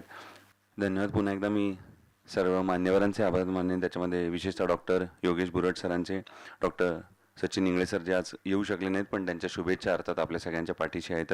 संजय सोनावणी सर ज्यांच्या हस्ते आजचे प्रकाशन सोहळा झाला आणि मिलिंद जोशी सर जे आता आपल्या सगळ्यांसमोर होते, या सगळ्यांचे आणि अर्थात चपराक प्रकाशनच्या घनश्याम पाटील सरांचे, कारण तुमच्यामुळे हा सगळा सोहळा आणि आम्ही सगळे एकत्र आलो. म्हणजे ते पुस्तकाची आम्ही सगळी पानं होतो पण ती एकत्र बांधून ते पुस्तक या सगळ्यांपर्यंत पोहोचवणं, की ही कथा पोहोचवणं, हे याच्यासाठी तुमचे खरं तर मनापासून आभार. आणि अर्थात तुम्हा सगळ्यांचे आभार, कारण ज्याप्रमाणे त्यांच्या सुखदुःखात तुम्ही सामील होतात त्याचप्रमाणे आजच्या प्रकाशन सोहळ्याला सुद्धा तुम्ही आवर्जून उपस्थित राहिलात. आणि मगाशी मिलिंद जोशी सरांनी सांगितलं त्याप्रमाणे आज बाहेर पडताना आज हे पुस्तक विक्रीसाठी सुद्धा उपलब्ध आहे. 150 रुपये या पुस्तकाची किंमत आहे, मात्र असे सवलतीच्या दरात म्हणजे फक्त 100 रुपयामध्ये आज आपल्याला ते उपलब्ध होणार आहे. त्यामुळे ते पुस्तक आवर्जून घ्या. फक्त स्वतः वाचू नका तर ते इतरांना वाचण्यासाठी द्या, कारण ही प्रेरणादायी कथा आहे ती इतरांपर्यंत पोहोचवणं फार महत्त्वाचं आहे. फार त्या निमित्तानं पुन्हा एकदा सगळ्यांचे आभार मानतो. डॉक्टर योगेश बोरट सरांचे विशेष आभार मानतो, कारण मगाशी त्यांनी बऱ्याचशा प्रश्नांची सुद्धा उत्तरं केली. मी असे डॉक्टर बघितलेत की एखादा जरी प्रश्न ॲडिशनल आला तरी आता मला क्लिनिकमध्ये भेटा, इथली पुढची सगळी उत्तरं तिथंच मिळतील असं त्यांनी सांगितलं नाही. तुमच्या सगळ्यांना प्रश्नांना उत्तरं दिली आणि मी असं त्यांना म्हणेन की या निमित्तानं आपली भेट झाली, आता काय आपली पुन्हा भेट होऊ नये, अशीच आम्ही आमची तब्येत सांभाळू आणि जर झालीच तर ती अशा कार्यक्रमाच्या निमित्तानं व्हावी. पुन्हा एकदा सगळ्यांचे मनापासून आभार, धन्यवाद. कार्यक्रम संपला असं मी जाहीर करत असलो तरी सुद्धा फक्त आपण एक केक कापून सेलिब्रेशन करणारे. फक्त मान्यवरांना विनंती की आपण मंचाच्या समोरच्या बाजूला असं नसतं होऊ शकता. आपण हा केक कापणार आहे ते म्हणजे 10 तारखेला माईंचा वाढदिवस आहे, 16 तारखेला दुधाळ दोघांचा म्हणजे दाम्पत्याचा लग्नाचा वाढदिवस आहे आणि म्हणून त्याचा आज 2 तारखेला अर्थात आजच्या या पुस्तक प्रकाशन सोहळ्याच्या निमित्ताने आपण केक कापून तो इतरांना वाटून, तो आनंद वाटून आपण हा साजरा करणार आहे. त्यांना फक्त विनंती की आपण मंचावर यावं. फक्त एक विनंती करेन की इथल्या हॉलच्या नियमानुसार फक्त हा केक कापा. तो वाटणे किंवा खाण्याचा कार्यक्रम आहे तो हॉलच्या बाहेरच्या बाजूला जाऊन आपण करू शकतो.